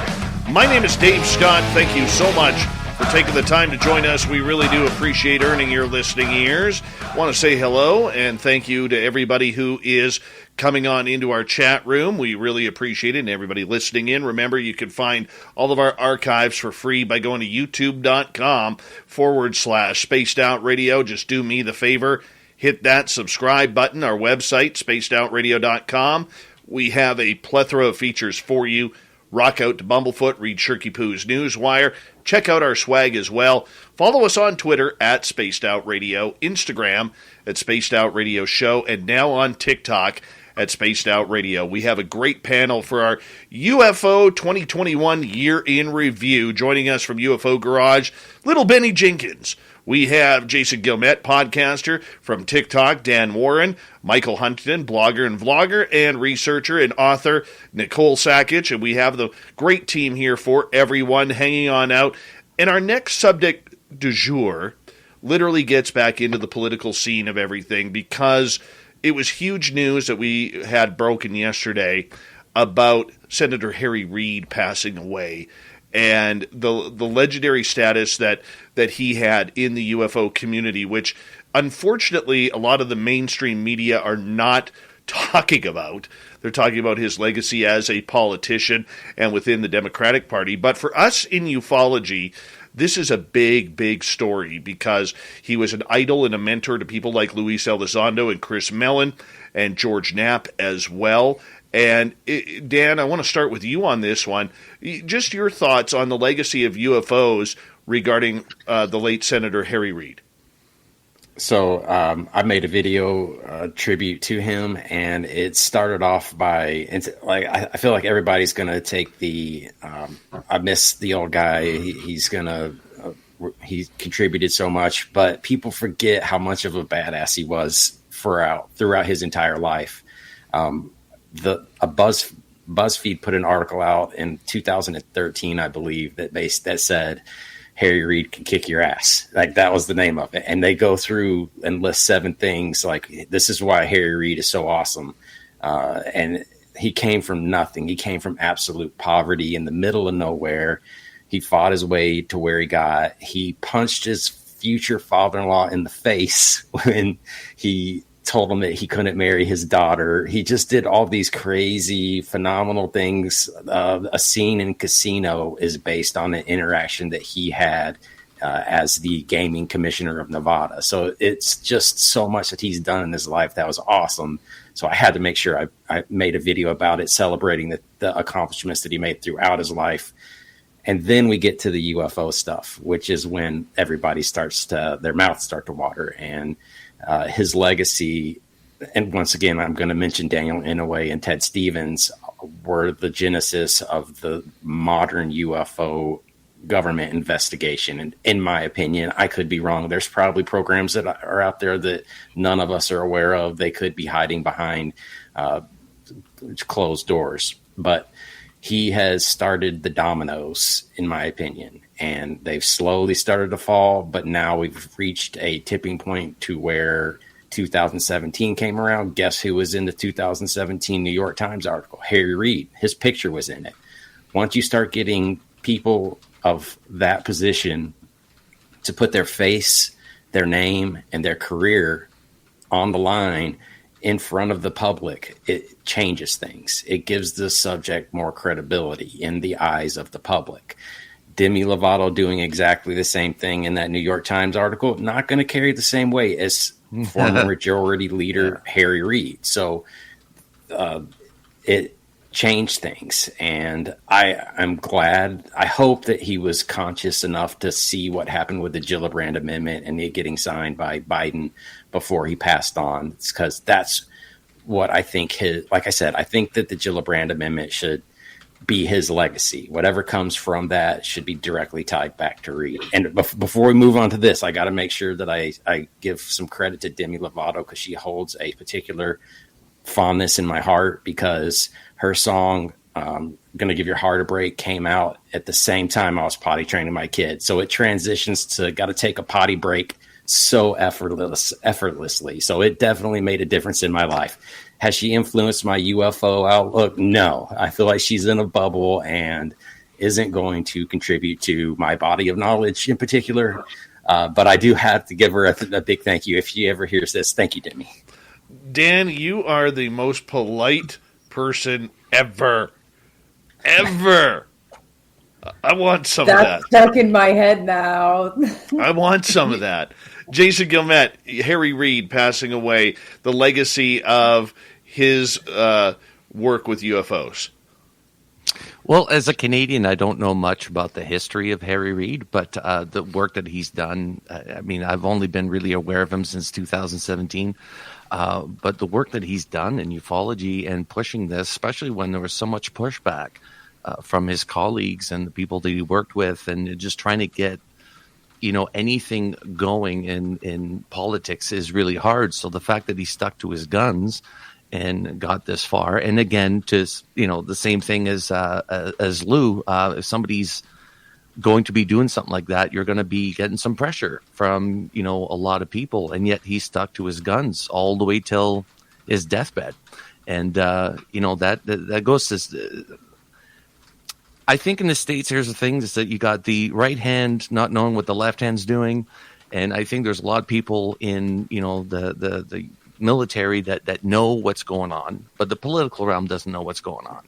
So there, Senator Reid was kind of like that person that's sort of trying to expose, the UFO subject. And I hope we have a Canadian like that, a Canadian politician that could do the same thing on our end. But I'm not going to hold my breath on that one. Very true. How about you, Ben? Oh, yeah, I don't know really anything about politics. I don't know if I'm the right person to ask. I just watch Dan's TikToks, dude. Like, that's pretty much as far as political I get. But, man, yeah. Going back to the Demi Lovato thing, I guess is like dude, it's just cool that she's even talking about it and that she had an experience that even somebody,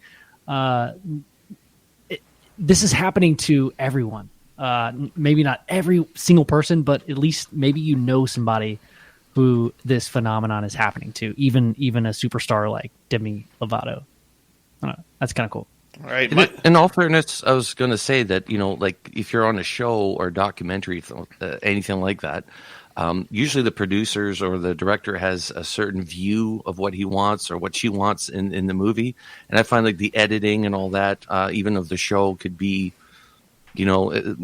destroy your reputation as a ufologist, or, maybe make it look silly as opposed to like you thought you were doing a serious job and they made it look, different. Yeah. So I think, you have to think about the production behind these as well. And they're trying to make money, right? They're trying to get another season going, talking about something that they can't chase or prove or anything, right? She's probably already signed the contract. Like, yes, you can do whatever you want with this. I love that. I love that perspective. Yep. Yeah. It's totally true. Yeah. All right, Michael Huntington, your thoughts on the passing of Harry Reid? Well, we're on the eve of his passing, so we're going to be saying the positive things, and I don't want to be the guy to go after the negative stuff. He will be looked at through the lens of UFO history now, not just the political history. He is a political figure, so people are going to view him through their own biases within politics. Some will view him as a good person. Some will view him as bad because, they're Republican or Democrat. So there's always going to be that. As to the UFO issue, he has not been a UFO champion throughout all of his political career. It was relatively recent, within recent years. Now he was involved in the subject, certainly, being from Nevada, being connected to George Knapp and being friends with him, being connected to Robert Bigelow and being friends with him. These guys interacted with each other, throughout the 90s, and up to, even recently. So, Knapp and Bigelow are going to be, the big influencers upon him. I don't think Harry Reid was really into it until George Knapp brought him to a UFO conference or two, so, Knapp really brought Harry Reid into the subject. And certainly, there are questions and there will be questions, and I don't want to, make accusations of cronyism or anything like that. But, he is connected, was connected to Bigelow. They are friends. They are, have had connections politically. Bass did receive the money for the OSAP contract, from the arrangement that was set up by Harry Reid, largely, I think, upon the instigation of Bigelow and Knapp and, some of these other people, like I said, these groups that met and had these conferences in the 90s. So, I think there's a real history there, a secret history as to how, all this was worked out mechanically, who influenced who, how long this has been planned out, how deep, this was an important issue for Harry Reid. Certainly he did. Yeah, he did embrace it in his latter years, but, for us in the UFO community, he is a UFO figure now and will be part of that history.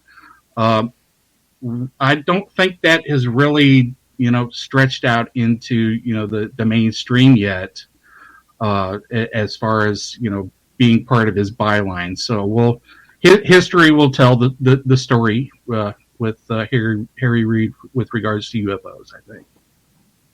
All right. I want to change topics here, everyone, as we move on the UFO panel tonight with our special guests here that are with us. And one of the big topics that really hit this year was the military side of everything. All right, the Pentagon really wanting to take control of this subject. And in my opinion, in the last couple of months, we have seen a real open battle in the media and publicly regarding the military-industrial complex and elected officials trying to get this story out about what information can and cannot come out regarding UFOs. Now, obviously, for national security reasons, we're not going to see a lot, but we are hoping for at least some crumbs of cheese to fall on the floor, so that way we could nibble on whatever we could.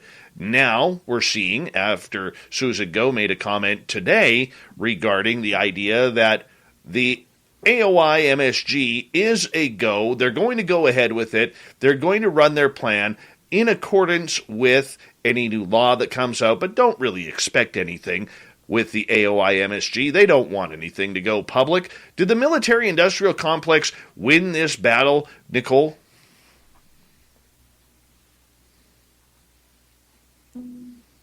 No, I don't think they won. I think with any compromise that happens and concessions that are made, both sides feel a little lousy. And I think that's how this went down. I mean, some things were removed, some language stayed, which was, a proud moment. Everybody's like, oh, that stayed.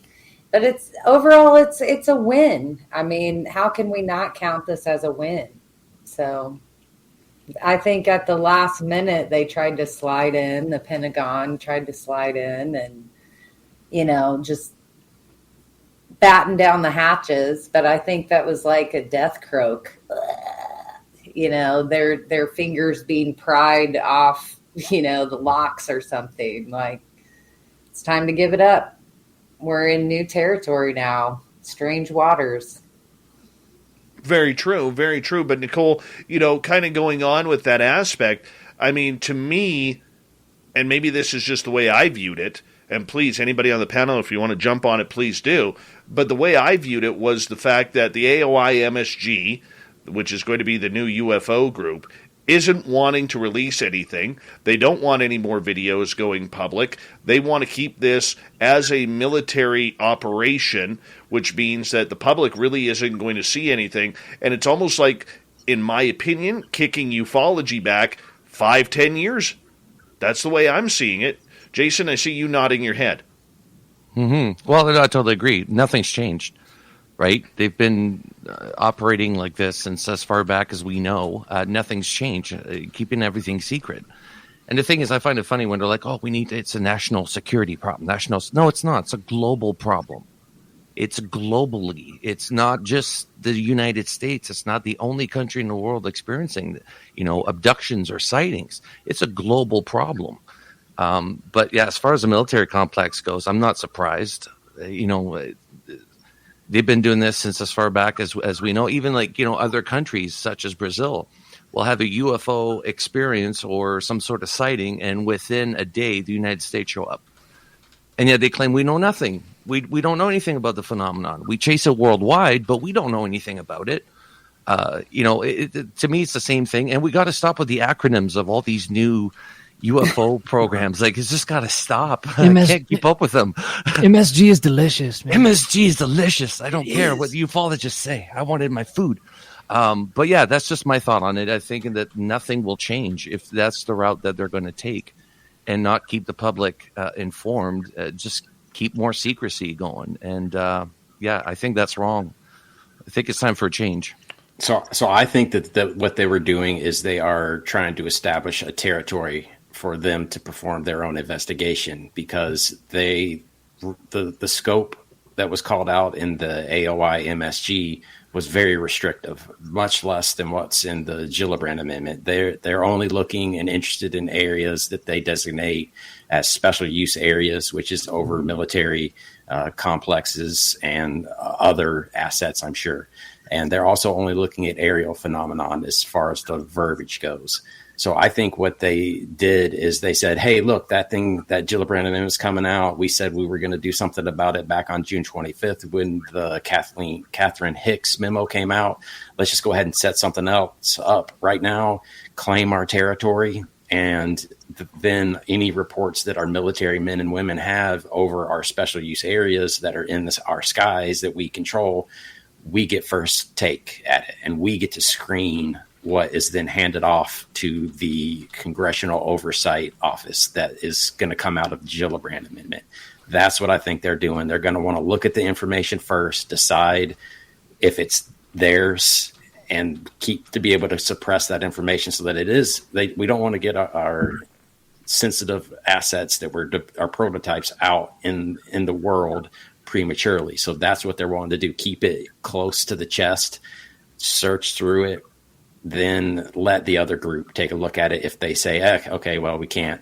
And then who knows, maybe, I mean, it also just breeds conspiracy, like how they're going to filter everything. All the good stuff is going to be kept behind their lock.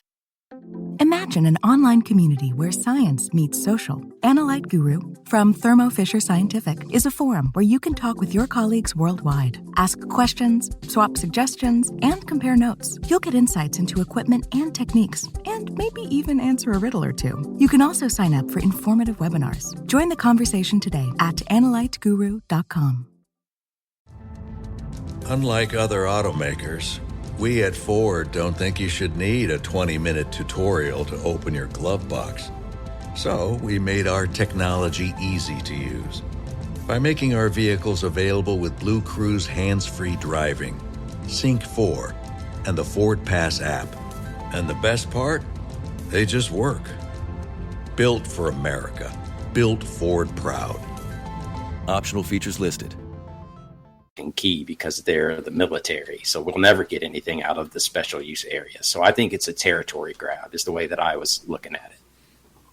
It's just such a double-edged sword, because if you're trying to withhold information of sightings, like say, yeah, that, and claim that was our craft, no, totally, but if it actually wasn't, and you want your enemies to think, oh yeah, we have that technology, totally have that, then by not reporting on it, that's by default saying that is your technology, when in reality it's not at all. It's confusing. It's like it's super meta. Like, has this been going on for years? Like, it's so hard to filter out what's ours and what's not at that point. I think in a lot of circles, with especially with the AOI MSG viewpoint, the issue is not so much UAP or extraterrestrial craft, in as much as it is drones and balloons and UAV, and there have been a lot of incursions by drones. Along with UFOs over the past few years, we've seen a lot of, or along with UFOs and UAP, we've seen drone incursions into military areas. So. I think within the DoD, I think they're going to try to limit it to that sort of scope. Are these foreign drones or terrorist drones or whatever? And I think they're going to kind of focus on that. Gillibrand, I think, is probably more oriented towards UAP as a scientific sort of mystery, but how the science is going to play out, that's the big question. With the original bill, we had Galileo and we had, a lot of civilian academic scientists, in that initial proposal, but, that's been stripped away. So, what we're ultimately going to have is we're going to have two competing Department of Defense UFO groups that will be reporting to the Congress, in one way or another. And there's no guarantee that anything is going to be seen by the public. And more than likely, a lot of what is going to be seen by the politicians is going to be related to, drones. Because contrary to, what a lot of people know or think they know about the subject, we are, in sort of a Cold War drone, surveillance Cold War, with other countries, So, maybe that's what I think, a lot of it's going to be about. And will we see what what the results are, I don't know. I think it's going to be more like the task report. We're going to hear about incursions, but we're not going to get any more information. I don't know, though. Maybe this is just me being hopeful, though. I think it puts us in a better position for like another Hudson Valley wave or another Phoenix Lights, to where if we have a mass sighting like that, there's not an excuse now for somebody to go, oh, well, who was supposed to look into that? Who was supposed to investigate that? Now, boom, Phoenix Lights, who's looking into that? These guys are. Give us some answers. Like, the excuse before was, oh, well, Blue Book isn't around anymore, right? Like, how many times did we hear, oh, we don't look into this. We close Blue Book.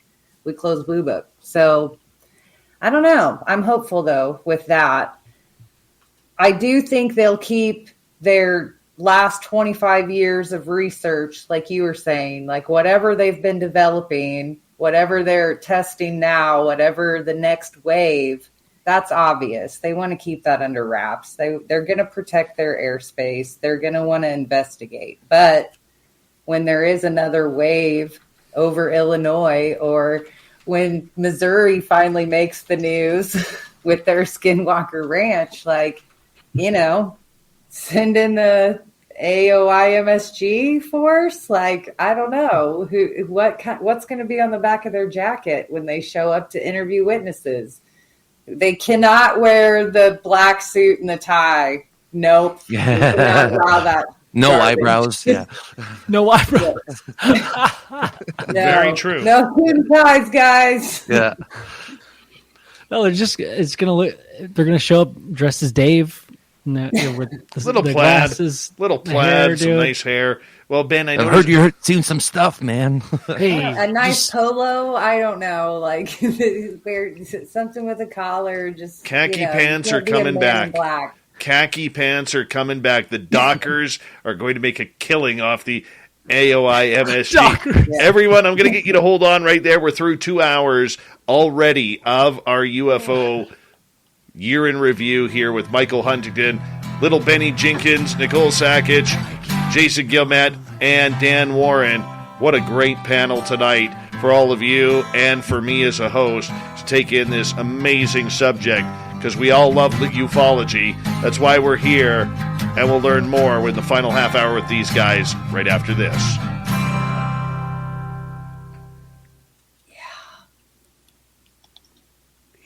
Oh, that was you. I thought it was the real thing. I always do it right after. I was like, oh, I heard it. Mm-hmm. Mm-hmm. Mm-hmm. Mm-hmm.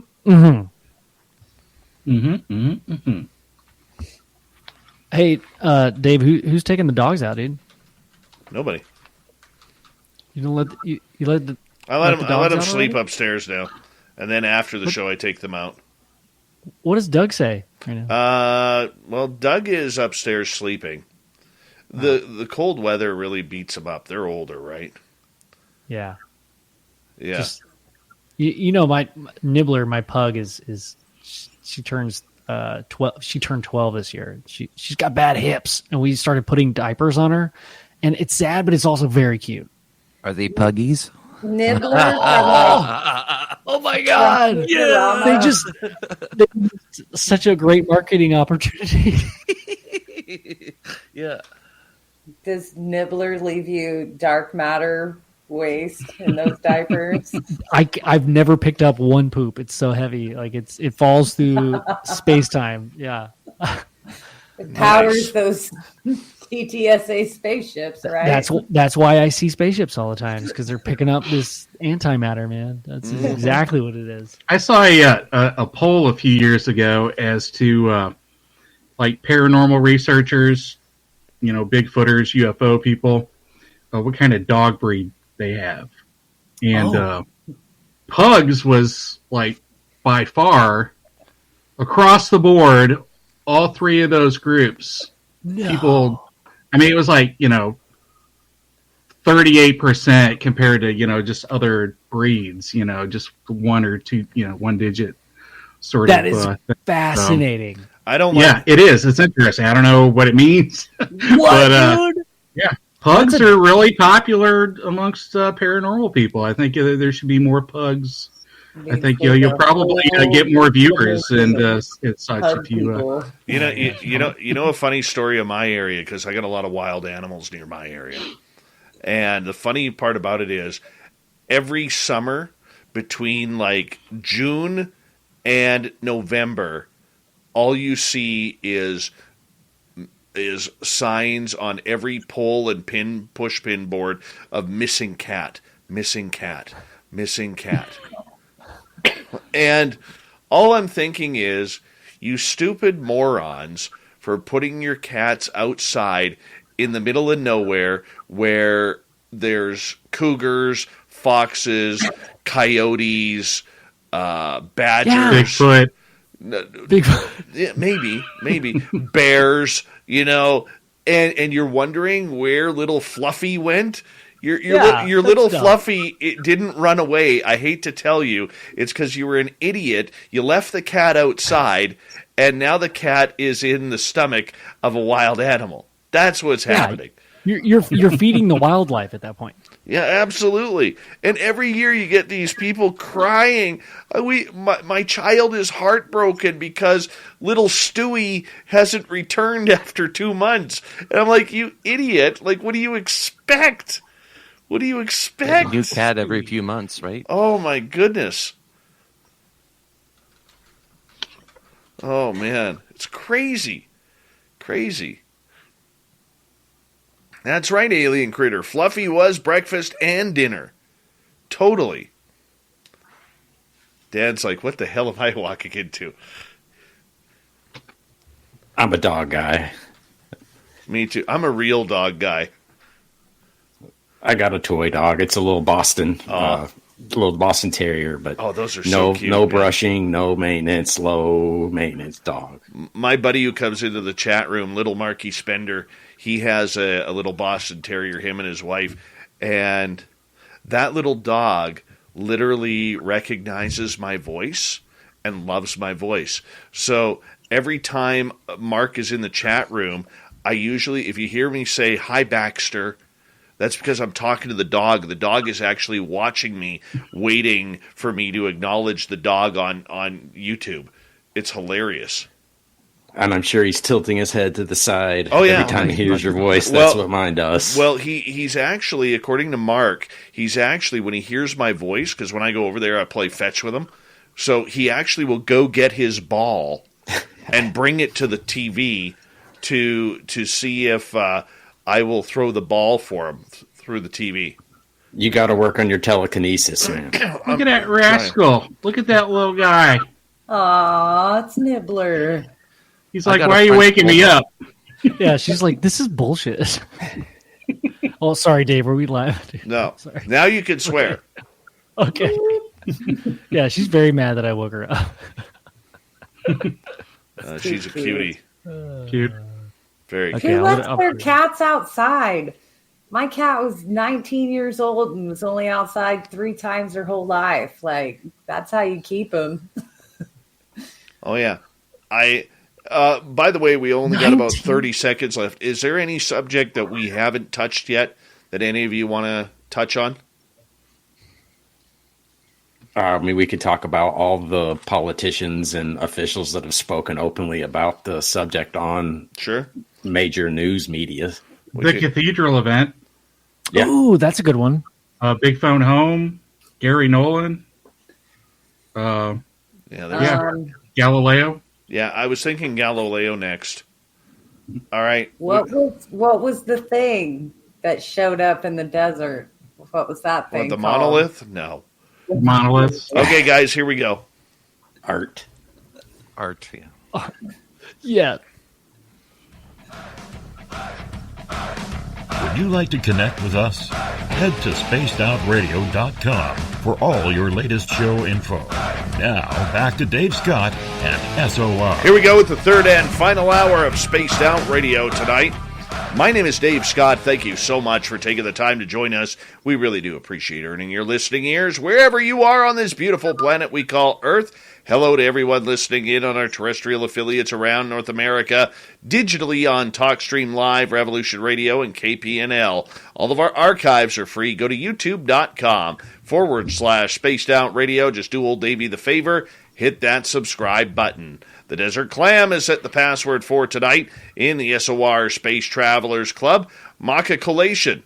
Maca Collation is your password. Use it wisely, Space Travelers, as the Clam sets the password each and every night right here on Spaced Out Radio. Our website is spacedoutradio.com. We have a plethora of features for you. Rock out to Bumblefoot, read Shirky Poo's Newswire. Check out our swag as well. Follow us on Twitter at Spaced Out Radio, Instagram at Spaced Out Radio Show, and now on TikTok at Spaced Out Radio. For the final time tonight, we have a great panel looking at the year that was in ufology. We have Michael Huntington, Ben Jenkins from UFO Garage, Dan Warren, Jason Gilman, and Nicole Sackich taking a great look with great views on every subject we have covered tonight. But one we haven't touched yet is the Galileo Project. This is put on by Harvard professor Avi Loeb, who literally, took a bunch of shots about a year and a half, 2 years ago, claiming that the Oumuamua rock, whatever it is, could have been an alien spaceship. And he took a lot of ribbing from people within the scientific community. Now he's created the Galileo Project, which is going to basically go look for life out in the stars. And Michael, I want to start with you on this one, because he has got a successful team behind him. He has got a lot of educated people behind him, as well a lot of millions of dollars in funding so far. Well, I think they've got a few million, but I think he's really wanting triple digits. I mean, I've heard, he wants 100 million to really do what he wants to do, and I think, while the UAP issue is part of Galileo, and it's definitely in the forefront of their promotion and their fundraising, I think largely where a lot of that money is going to go is for astronomy science. There will undoubtedly be some UAP ground-based facilities set up. I'm curious as somebody who catalogs anomalous locations, as to where those will be and how they will be determined. There are people like Massimo Tiradani, who I think is a good researcher, who's going to be involved in finding some of these phenomenological spots, because the best way to find UAPs is to go where they're seen a lot, Hesselen sort of areas, Yakima Lights, places like that where there's a history of anomalies, and whether or not Lou Elizondo, who supposedly is going to be tapped for that, whether or not he can bring something to the table, we'll see. Some people have said that, maybe the military knows where some of these locations are. Maybe Intel, ATIP, OSAP has sort of looked into these, and we certainly know that they have, looked at these phenomenological spots, Skinwalker, Marley Woods, places like that. So I'm looking forward to the science. Right now they're in the fundraising phase. I think it's going to be years of that. We're 3, 4, 5 years away from getting any sort of results, if not even more. Right now they need to raise a lot of money, so they're bringing a lot of, for good or bad, they're bringing some of the UFO-tainment celebrity type people, into the mix. There's perils with that. Bringing ancient aliens people in can sort of threaten your legitimacy, within academia, but it can also bring in, money, which is really what they need more than anything. But ultimately, Galileo's going to have to to produce science, whether it's solar science, extrasolar, atmospheric, whatever. They're going to have to produce science. And really, that's our best hope. Aside from the government, the Department of Defense, there's no promises there, but Avi Loeb has promised, and I will hold him to it, that this will be open, that the information, the data will be shared, and, we will, get some good science out of it. So we'll see how that goes. All right, let's go over to Dan Warren here. I'm curious your thoughts on the Galileo project and the team that Avi Loeb has put together. So I kind of view the Galileo project as the sexy version of the SCU, which is kind of the newest version of NICAP that was from back in the day. They're just like the sports model. They just have sleeker lines and they attract more attention because they've got the name Harvard associated with them. Do I think that they're going to be able to produce any results that SCU couldn't do? Not necessarily, but do I think that they could communicate that information about what they do find to a broader audience and collect more interest from mainstream media to cover the topic, which is going to in turn create more of a funding mechanism for them to go even further into it? Yeah, I think they're going to, SCU is going to be the minivan going down the road, and the Galileo project is going to be a dragster. They're going to come out of the gate fast and hot and hopefully produce something. Do I think a telescope is the answer to documenting a UFO? I don't, not me. If I was going to use a telescope, I would want to strap it to a satellite to try to capture something with an image. So it's going to be real hard for me to. It's hard for me to understand how a telescope is going to solve this mystery that's been going on, considering it's been going on the entire time we've had telescopes. Like I've got a book from 1947 called Forgotten Mysteries, where they talk about a gentleman that sees a cigar-shaped craft in a telescope. No one's going to believe them. Maybe they'll get some pictures that, if they get lucky, but they're in such a limited geographical location, and they could deploy 100 of them.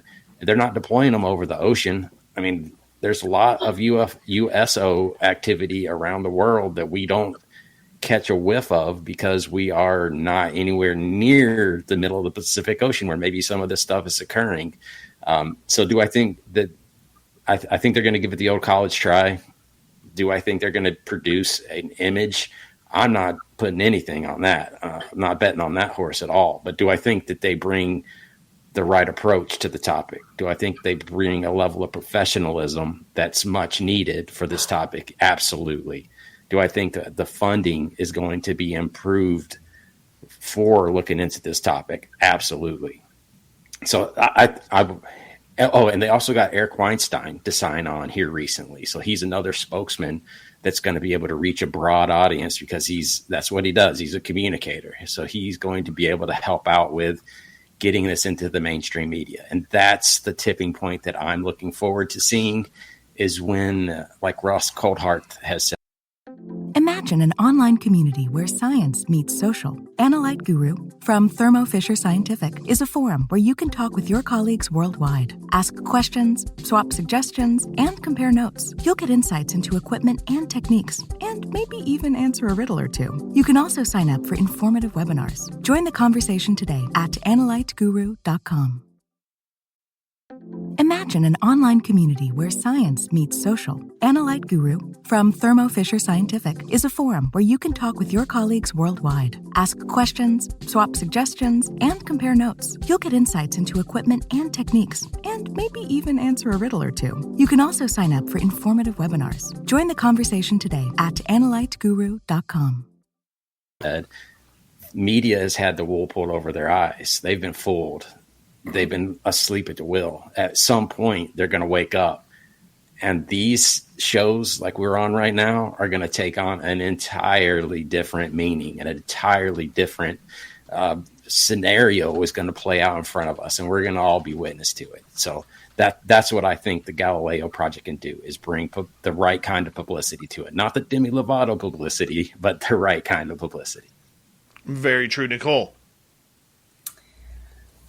I agree with most of what everybody has said already, but I have to play a little bit devil's advocate with this, because in the spirit of talking about reboots, I do like to hammer home that the Galileo project is still looking for stuff out there.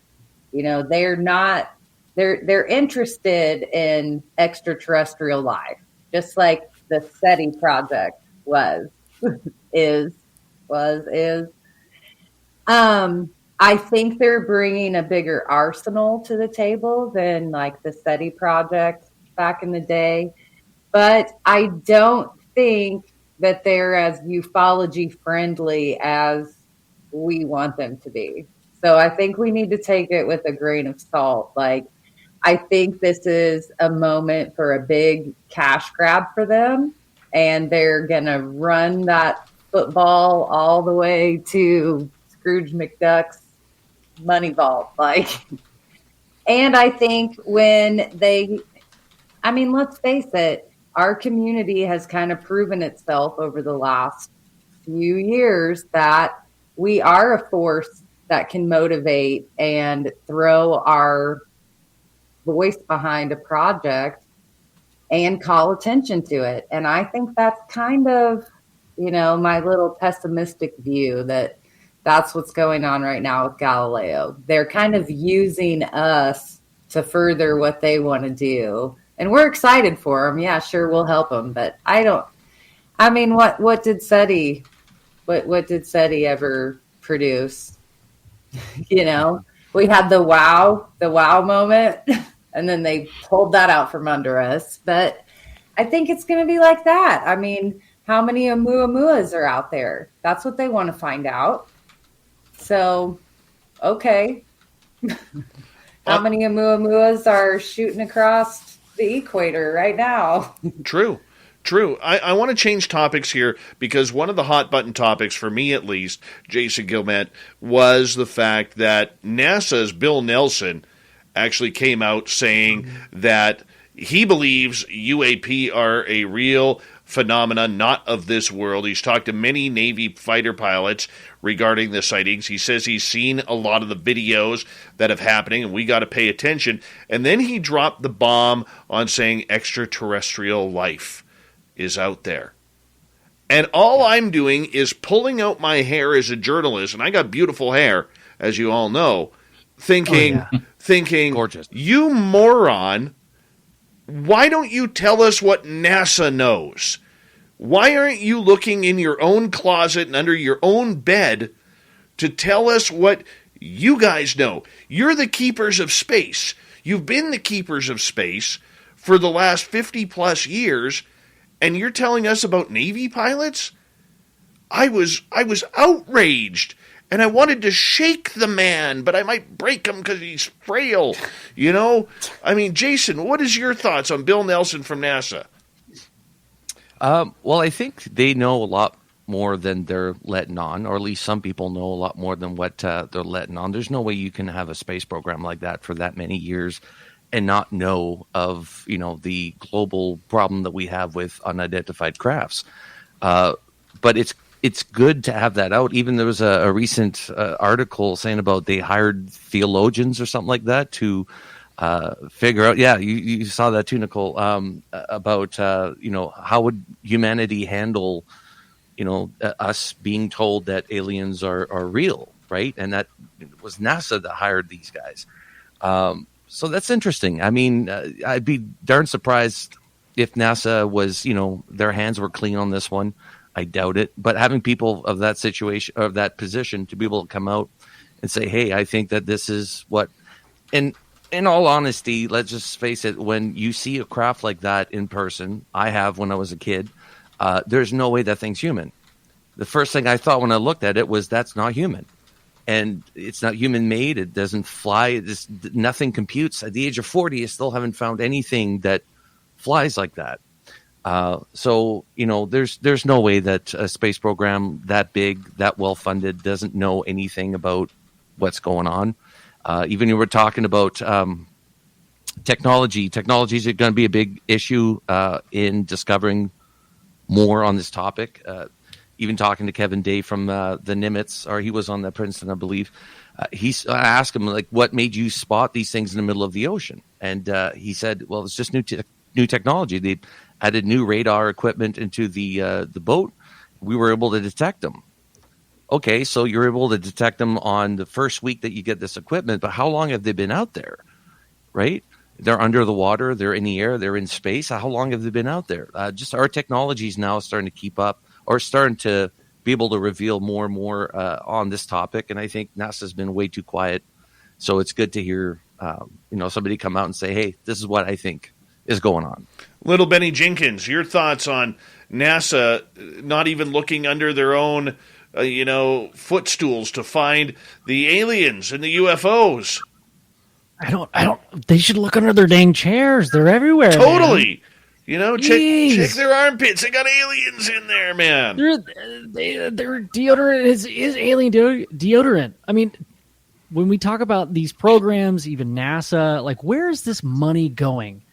Ultimately, like, where? I understand people need jobs. I think all of us would love to do this every day, all day, and get paid for it, right? But where is this money going? Are we looking for proof? And what proof are we looking for? Is it photos? Is it videos? Or is it physical contact? Like, my whole career, other than what I do right now, is in marketing, and I had the CEO that would say, we don't sell our products that we actually sell. We sell the images and the videos of our products. That's what we sell. And that's, I'm a creative person. I do the video and the graphic design. And I make the product look good. And that's what, if you really look at it, that's what we're selling. So where is this money going? And it makes it feel kind of grimy. Like, okay, then you have to break it down. What proof are we looking for? And what are people open to accepting? Do we want to be separated from this proof and just see a photo or video? I'm maybe one of those people, but I haven't had the luxury because I've actually seen shit like stuff. Sorry, Dave. Sorry, Dave. I've seen stuff, but like, I've never seen an alien standing 10 feet in front of my face.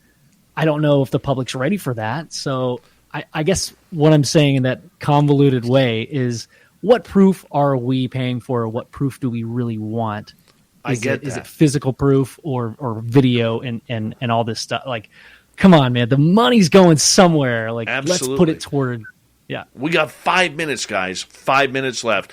And I want to say this. We have astronauts who have come out from Apollo on up saying that they have seen unidentified aerial phenomena in the sky that they cannot, or in space, that they cannot recognize.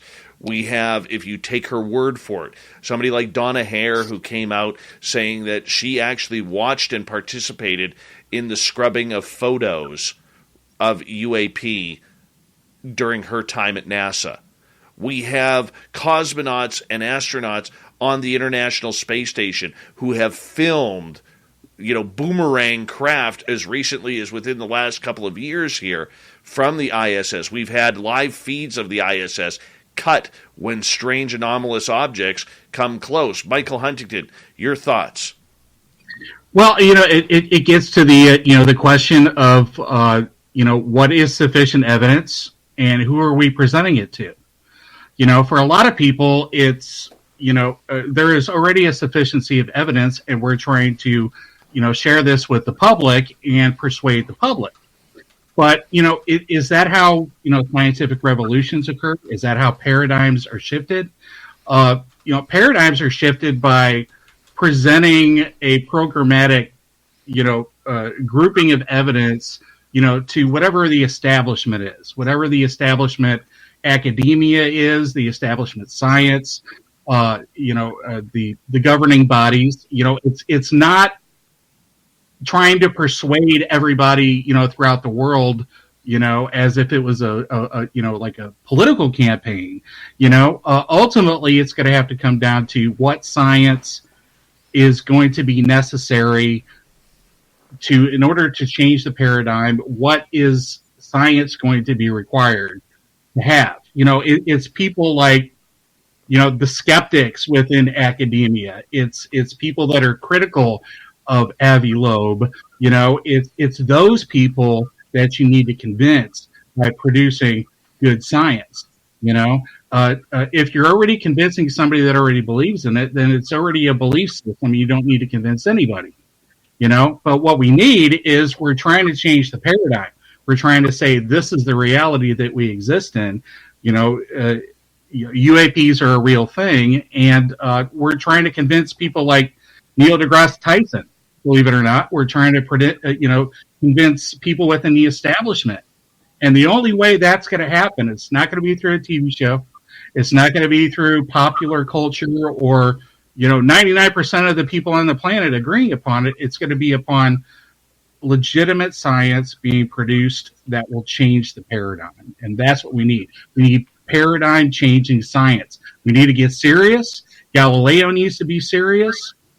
They need to go beyond, we all need to go beyond the UFOtainment, public relations sort of thing.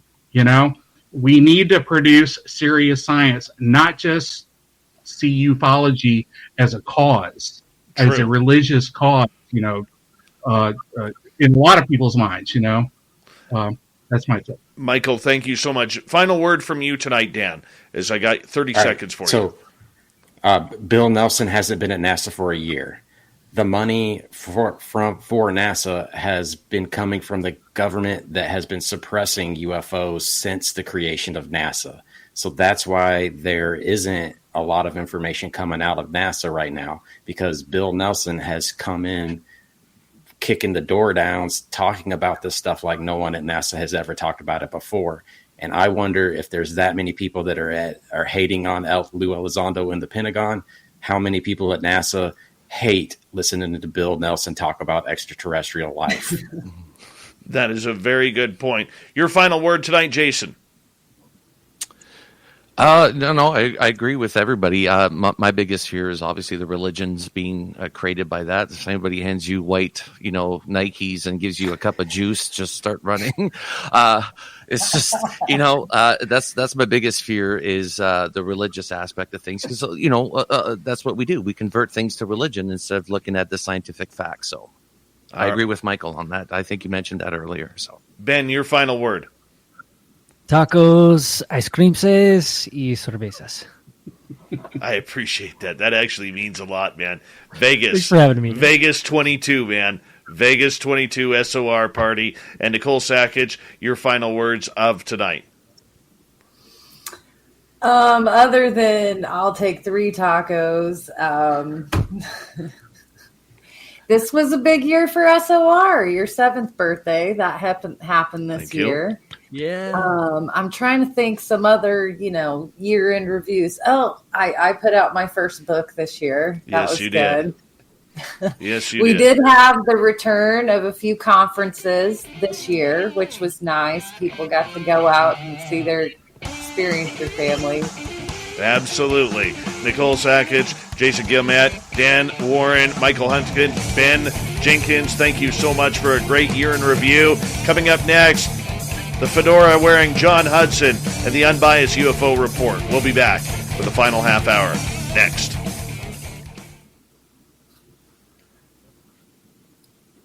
Woo. Great panel, everyone. Woo. Great panel. Good job. Good job. Nicole. Thanks for the invite, Dave. Yeah, no problem. Yeah, thank you. Nicole, we have a request from FAP if you could take a drag of your cigarette, if you don't mind. He's been fawning on you all night in the chat room. He just wants to see you take a drag of your cigarette. He's telling me to smoke. Cosmic is saying, quit smoking, Nicole. It's bad for you. So, no, it's a draw. Wow. Nope. Wow. Guys, Dave just smoked. Guys, I all of you, I want to say on behalf of everyone at Spaced Out Radio, all of you are are much more to me than just guests on this show. I absolutely love and adore each and every one of you, and thank you for helping make this show be what it is. Because without the knowledge and understanding that you all have on this panel, it really makes me better. It makes our audience much more knowledgeable, and you guys really all do a great part in helping us grow. So thank you so much to each and every one of you this year, and in 2022. I cannot wait to get all of you back on the show. I mean, you guys mean that much to me, so thank you so much. Love you, Dave. Thanks for having us, man. Yeah, you rock, man. Own the Nice to meet everybody. Nice to meet you, Michael. too, man. Absolutely. Hey, Dave, Yeah. will you make sure you tell John hi for me? Which John? Hudson. Oh, the fedora-wearing John Hudson, yes. Yeah. Yes, absolutely. There you go, Fap. There you go. Fap. Yeah, not a problem. Hi, guys. Don't smoke cigarettes. Nice message from Sovereign Farts here. Great panel. Fart hard, people. Fart hard. Nice. Yeah. Oh, yeah, dude. There we go. All right, You have guys. to. You all take care. Appreciate each and every one of you. And Thank you, Dave. we'll talk to you soon. And thank you so much. And all the best in 2022, guys. We'll Happy New Year. Perfect. Happy New guys. Year, All right, everyone. buckle up, guys. Have a good year. All right. Buckle up. Love it. Take care. See you guys. Good night, guys.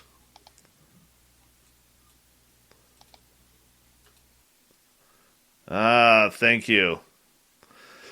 Fabster, I did my best for you, bud. And thank you for the super chat. All right. Well, there's a little...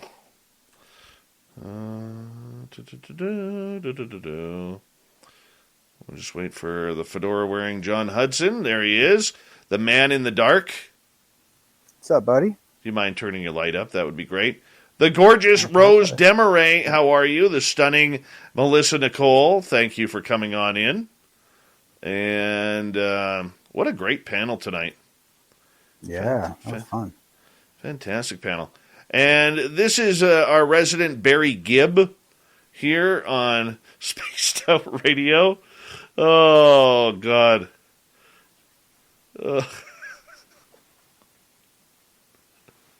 Hold on. Oh. Why do I do this to myself? Yeah. There we go. There we go. Just a little, just for you people out there who want to take a look at John Hudson and Barry Gibb, I'll back out here for a second. Look at that. Look at that. Isn't that beautiful? John Hudson right there. Barry Gibb.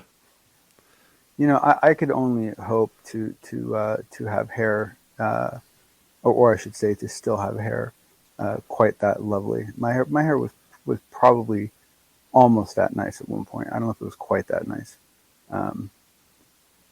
That man's first skill was his hair. His second skill was his music. Oh yeah, oh yeah. Look at this. This is John back in 2014.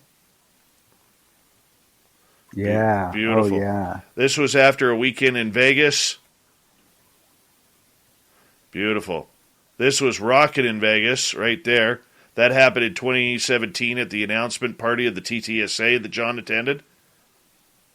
Yeah, you really got to wonder, like, how that whole open chest thing happened. I don't know. Like, what was the catalyst for that? I don't know, but you look beautiful, man. Like, that couldn't have been honestly like a smart thing, man. I have no idea. That was weird. Are you sending me a list, or are you? Yeah, no. I thought I had, so I apologize. I'm sending it to you right now. All right, brother. Here we go. Simon, thank you again for another wonderful super chat. That's 5 tonight. Fapster, Lone Wanderer, Pix, 405er, and Sally and Chad. Thank you so much. Here we go, guys.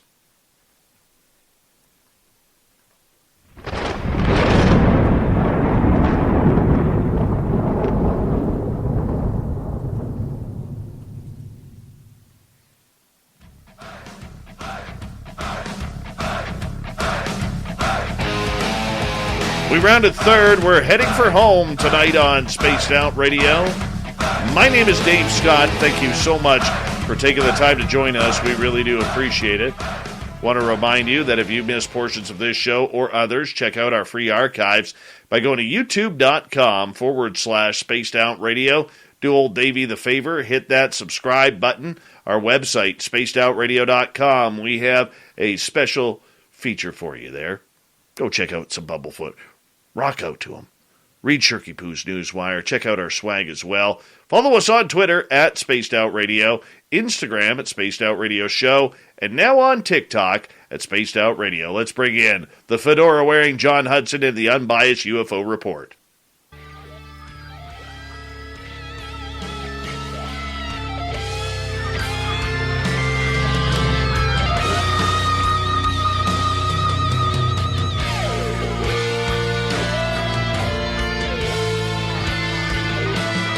All right, Big John Hudson following the big news of the day, and heartbreak for many of us in the UFO community because there was a report that came out stating, John, that NASA had recently hired 24 theologians to check out how the religious community would adjust to alien contact.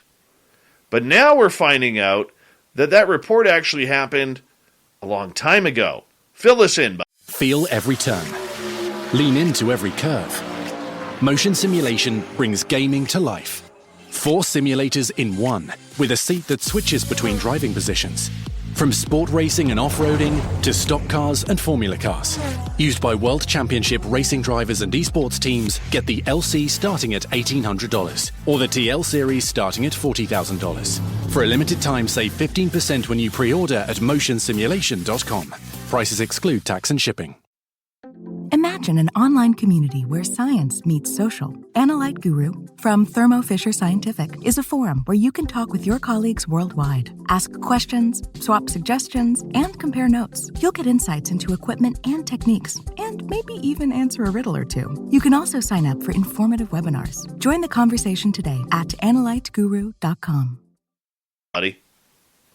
So this is fascinating, right? And I encourage everyone to dig more into this as days progress, because this one might have more legs to it than we realize. Because essentially, what we had was what seemed to be a rather benign article talking about the fact that NASA had hired a bunch of theologians to come in and study the effects of the population becoming aware of alien life. And on the surface, I mean, that may ruffle some feathers, but it actually makes complete perfect sense to at least consult theologians when you're talking about introducing the people who the theologians, teach that how better to handle such a thing, right? So it all seemed on the up and up, right? Some people obviously got a little, upset, but whatever. But then we find out, and if you go to Snoops, and I provide a link, they do a great breakdown of what happened. That this was a weird thing, and I don't think it was done by a bot. It could have been done by an algorithm, but I think it was done by someone on purpose. And then you have to ask the question, why? Because what someone did is they took an old article from a long time ago, and I believe it was, the original article was it was a number of years ago. I think it was like 2011 or something. And they basically took that article and pruned it down, distilled it to a point where it could be re-represented, and you couldn't tell what data it had come from. And then they added some to it, and they spun it out, and they got a bunch of pretty big names to pick it up and carry it. And it was a completely intentionally fabricated story. So then you have to ask yourself, why would someone want to fabricate that specific story? What would their motivation be for doing that? What outcome would they expect to see from that, and how would they benefit or not benefit from that happening? Are you saying you think it's a conspiracy theory? Because you're not a conspiracy theory guy. You don't even own a piece of tinfoil. This isn't conspiracy theory. This is strategy, right? On whose part? This is just on whoever did this, and I have no idea. I have no idea. I mean, if I had to take a guess, I would say a think tank. That'd be my guess. My guess would be a think tank. A think tank would do something. Okay, would that be a think tank for the newspaper? I believe this came out of The Guardian at first, out of the UK. I think it's more likely to be a research project for religious focused people. They basically want to see, in light of all of the very non-secular UFO information coming out, if they suddenly bombard the media with a very secular UFO-based article, how will everyone respond? Will they be encouraged? Will they find it discouraging? Will they find it infuriating? Like, what will they do? To me, that's one hell of a litmus test. I'm just wondering who the reason for putting it out. I mean, obviously, it is clickbait, and they got millions of clicks on that story, which probably made them a lot of money. And it's I'll be honest, that's possible. It's possible that it stops there. There's this guy out in Colorado that someone did this incredible expose on a couple of years ago that was doing exactly that for politics, and he was making a ton of money doing it. So, and he it was funny because he was doing it for extremely right-wing periodicals, and he himself was actually very left-wing, and he didn't even believe anything he was doing. He was just doing it because he was making money. It was horrible. So that's possible. I think it's more likely that this was a theoretical experiment that was done to test a hypothesis, or it was done as some sort of a way of mitigating some other thing that was going on. I mean, it's very, very hard to know. But the thing is that the fact that we now know that it started out as a real article from the past means that someone had to go look for it, and then they had to grab it, and they had to clean it, and they had to spruce it up, and then they had to deliver it out into the world in a way that it would appear fresh. Why would you do that? An excellent question. Okay, but I have two ways of thinking here, John. Number one, great way for The Guardian to get their name out there with a UFO story, as passionate as this one, and create a lot of clickbait, create a lot of news, a lot of hype, and they can make a lot of money off of that. Okay. Yeah, I guess so. This to me seems a little deeply manipulative for that sort of thing, but it's possible. But that now comes to number two, and I thank you for putting it in my head. All right, is that there is some advertising board or government board or some contractual company that helps put this news out there and says, hey, you didn't hear this from me, but you may want to check back on this story, and this is happening right now.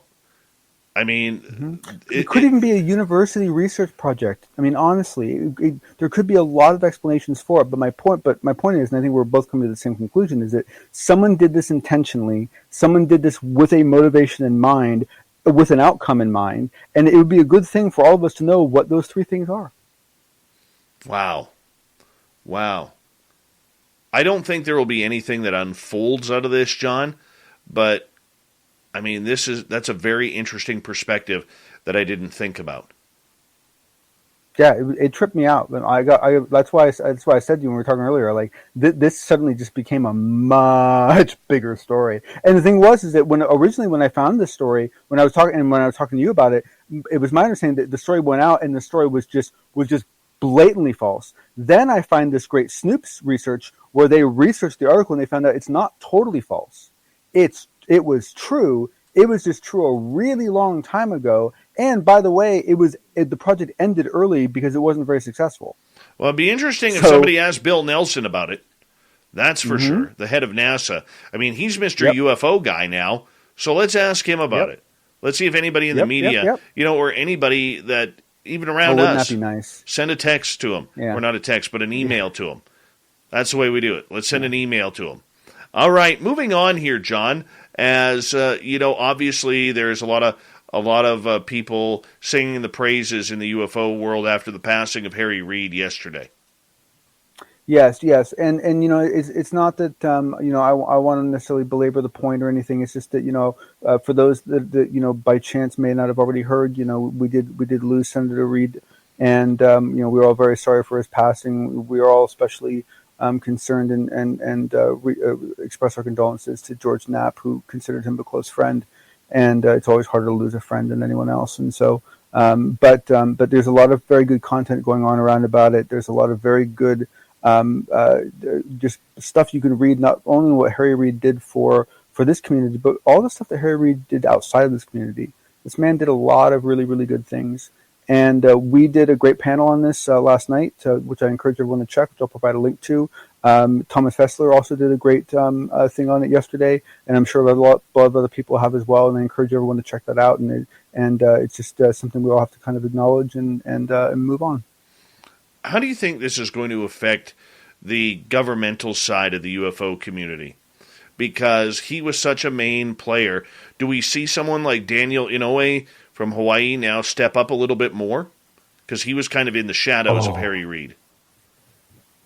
Mr. Inouye, by any chance you hear this, please, I beg of you, on behalf of the human race, please consider.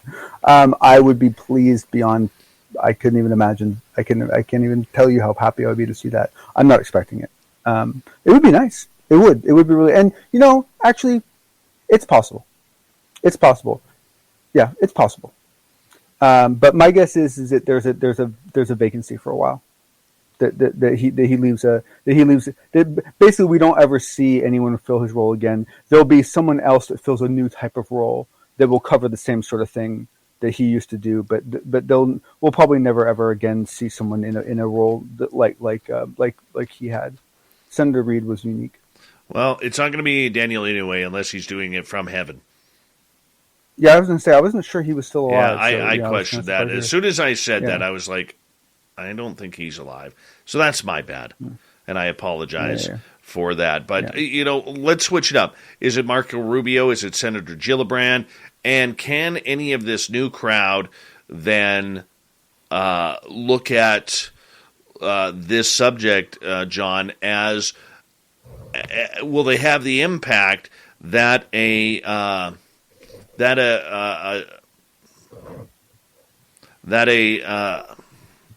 Harry Reid had?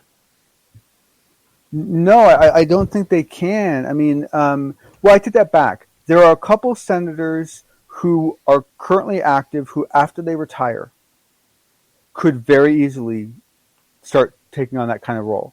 But we're still in a world where that person would need to be retired, essentially. I mean, I don't see how you could do that from within an active office.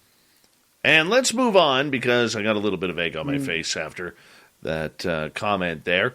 The yin and yang of advanced technology. What's going on here? So this is interesting. So this is an article, and I apologize. I copied a bunch of the article, and then I forgot to actually put a link in the article. So I'll include a link after the show. But basically, it's an article talking about, once again, these Navy patents, right? But looking at them from more of a what does it mean sort of a thing, right? And this is very kind of interesting analysis of it.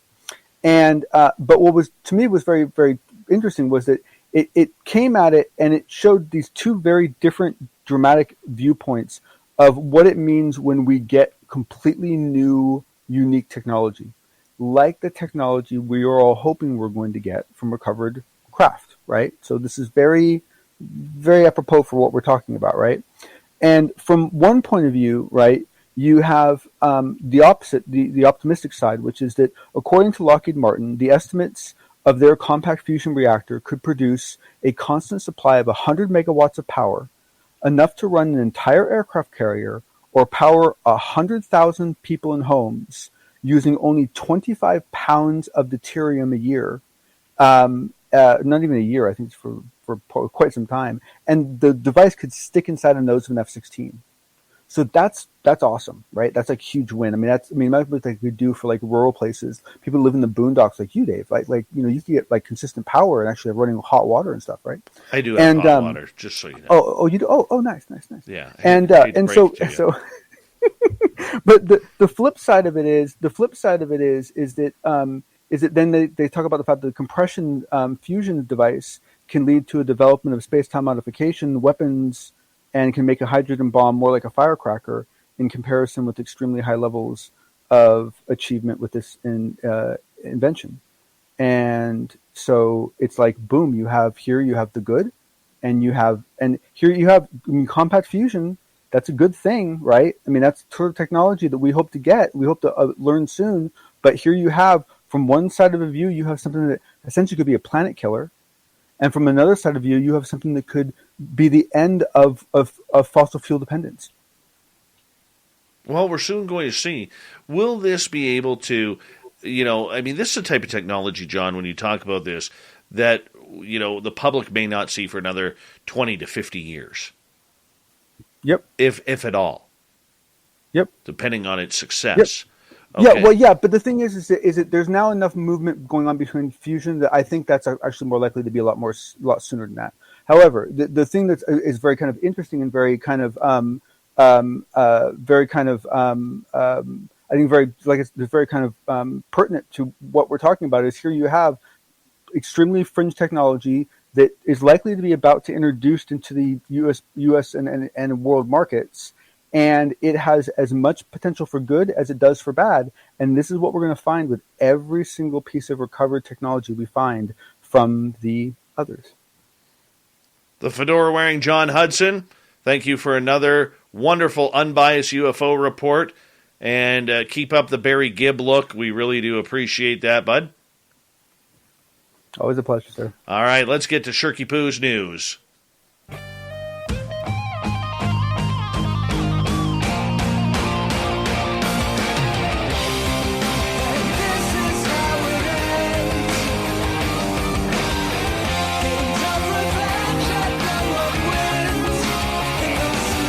All right, Shirky Poo's got us all ready for the news tonight. Find her at spacedoutradio.com. And here's an interesting story right off the bat. Elon Musk said SpaceX will land humans on Mars with its Starship rocket in 10 years' time in the worst-case scenario. During an episode of the Lex Fridman podcast, Fridman asked Musk when he thinks SpaceX will land human beings on the red planet. After a 20-second pause, the billionaire replied, "Best case is about 5 years, worst case, 10 years." Musk told Fridman that the determining factors included engineering the vehicle, adding that Starship is the most complex and advanced rocket that's ever been made. The fundamental optimization of Starship is minimizing the cost per ton to orbit and ultimately cost per ton to the surface of Mars. Currently, nobody can fly to Mars for $1 trillion, Musk told Fridman. No amount of money can get you a ticket to Mars, he said. The SpaceX and Tesla CEO has forecasted various dates for his company reaching and landing on the red planet. Musk said in an interview on the audio app Clubhouse in February that it would take 5 and 5.5 years before a crewed mission of SpaceX Starship rocket could land on Mars. Musk tweeted in March that his aerospace company would land its Starship rocket on Mars well before 2030. Experts previously told Insider that it could take longer than he's predicting if things don't go exactly to plan during the 3 remaining launch opportunities before 2026. Very interesting. All right, moving on. Scary one here. It really is. Let's see here. Is this story going to open for me?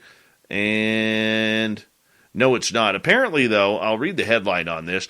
Amazon's Alexa recently recommended to a 10-year-old girl that she should put a coin against an electrified plug. The voice assistant gave the response when the child asked for a challenge from the Echo speaker. "Here's something I found on the web," Amazon replied. "The challenge of putting a coin against an electrified plug to see if you will get electrocuted or not." Isn't that nice? Isn't that nice? And everybody here thought that the Terminator was fake. No, no, no, no, no. Terminator's very real. It is a predictor of the future. Now, if you're a hockey fan like me, you're not very happy today because the World Juniors have been canceled. Yep, Canada was 3-0, gets canceled, all because of what's going on with the Transformer Omicron. And now, of course, NHLers are not going to the Olympics, which has Canadian Brad Marchand not happy, neither Russian Vladimir Tarasenko. A handful of NHL players are voicing their frustration over the league's decision barring them from participating in the Beijing Olympics, even though the agreement between the league and the NHLPA was contingent on pandemic conditions not worsening and disrupting the season. Many say they are upset they will never get a chance to go. Marchand, a Boston Bruin, would have been a shoo-in for Canada's Olympic roster, ripping up the league and union for bringing back taxi squads to keep the season going, but not to push through February with players given the option to go to Beijing. For all of you who want to pipe back about forfeiting pay while being gone, yeah, not a problem, Marchand said. Let the players make their own choice. Letting the players make individual choices to leave their NHL teams for the Olympics was never on the table. The possibility broached by Marchand and Tarasenko happens more in soccer, which really isn't a sport, by the way, which allows players to go on loan to national teams for international competition. Tarasenko would have been one of Russia's top forwards at the Olympics, saying he would have left the St. Louis Blues to represent his country if given a choice. And finally tonight, you got to be strong to do this. Totally strong. A Texas weightlifter set a new world record for bench press. 1,125 pounds. 50-year-old Tiny Meeker, a 26-time world champion powerlifter, bench pressed 1,125 pounds at the IPA National Powerlifting Championships in York, Pennsylvania, setting a new world record for the sport. Meeker, who runs the Metroflex Houston Gym in Kingwood, Texas, with strength nutritionist Nathan Payton, said his latest accomplishment is also one that's most meaningful to him. This one was a lot more emotional because of what I went through. He was left injured after a 3-car accident in 2017. He says, I tore my labrum, messed up my hips, my hamstring, my knee, and my neck. He was hospitalized with atrial fibrillation in 2019. Says, I was frustrated. Am I ever going to freaking heal? Not only did he heal, he hammered out the bench press. Yeah. 1,125 pounds. But he's not done yet. No, the half-centurion says he wants to be the first guy to bench press 1,200 pounds. He's going to attempt that feat in February. Thank you to Shirky Poo for the news, John Hudson for the UFO report, and our great panel tonight looking at the year that was in UFOs. We got Mr. Ron Bumblefoot Thal rocking in the background with Little Brother is Watching. Bumblefoot is the official music of Spaced Out Radio, rocking us in and out of every single show. Get your horns up for the guitar god himself. Special thanks to everybody listening in at home, at work, in your cars, wherever you may be. Thank you to everyone in our chat rooms tonight on YouTube, Twitch, LGAB, Revolution Radio, Spreaker, and on Twitter at hashtag Spaced Out Radio. Remember, this show is copyright by Spaced Out Radio and SOR Media Ventures Limited. Thank you so much for choosing to share your evening with us, because together, my friends, we're watching. We own the night. Mr. Bumblefoot, we need a favor. We need you to take us home.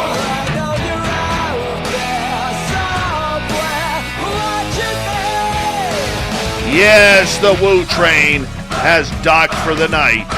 But soon, my friends, we shall ride again. Your seats are always available. Your tickets never expire. And if you want to bring a friend, we've got room for them too. Good night.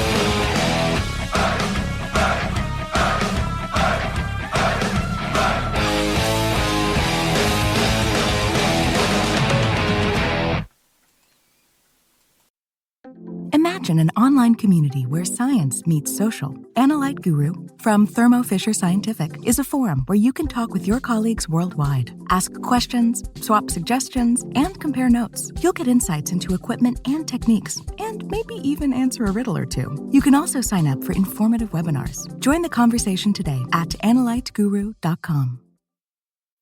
I was born legally blind. I've been in situations where all of the store clerks are just standing in a circle waiting for me to figure out where my card is. If you're one of the millions of Americans who are blind or partially sighted, you might know the feeling too. Which one is my credit card? Now I have to get somebody else to go through my cards to pick out this one. Introducing a card designed for the blind and partially sighted. Touch Card by MasterCard. 3 distinctly shaped notches help people feel the difference between types of cards. Circular for debit, square for credit, and triangular for prepaid. This is wonderful. You'll be able to tell my cards apart. Developed in partnership with IDEMIA, Vision Services for the Blind, and the Royal National Institute of Blind People, Touch Card is inclusive by design. Our goal is to make every MasterCard a Touch Card. Just little things like that can go a long way as far as bringing independence to a blind person. Just a little notch is huge progress. Because a world designed for all of us is priceless.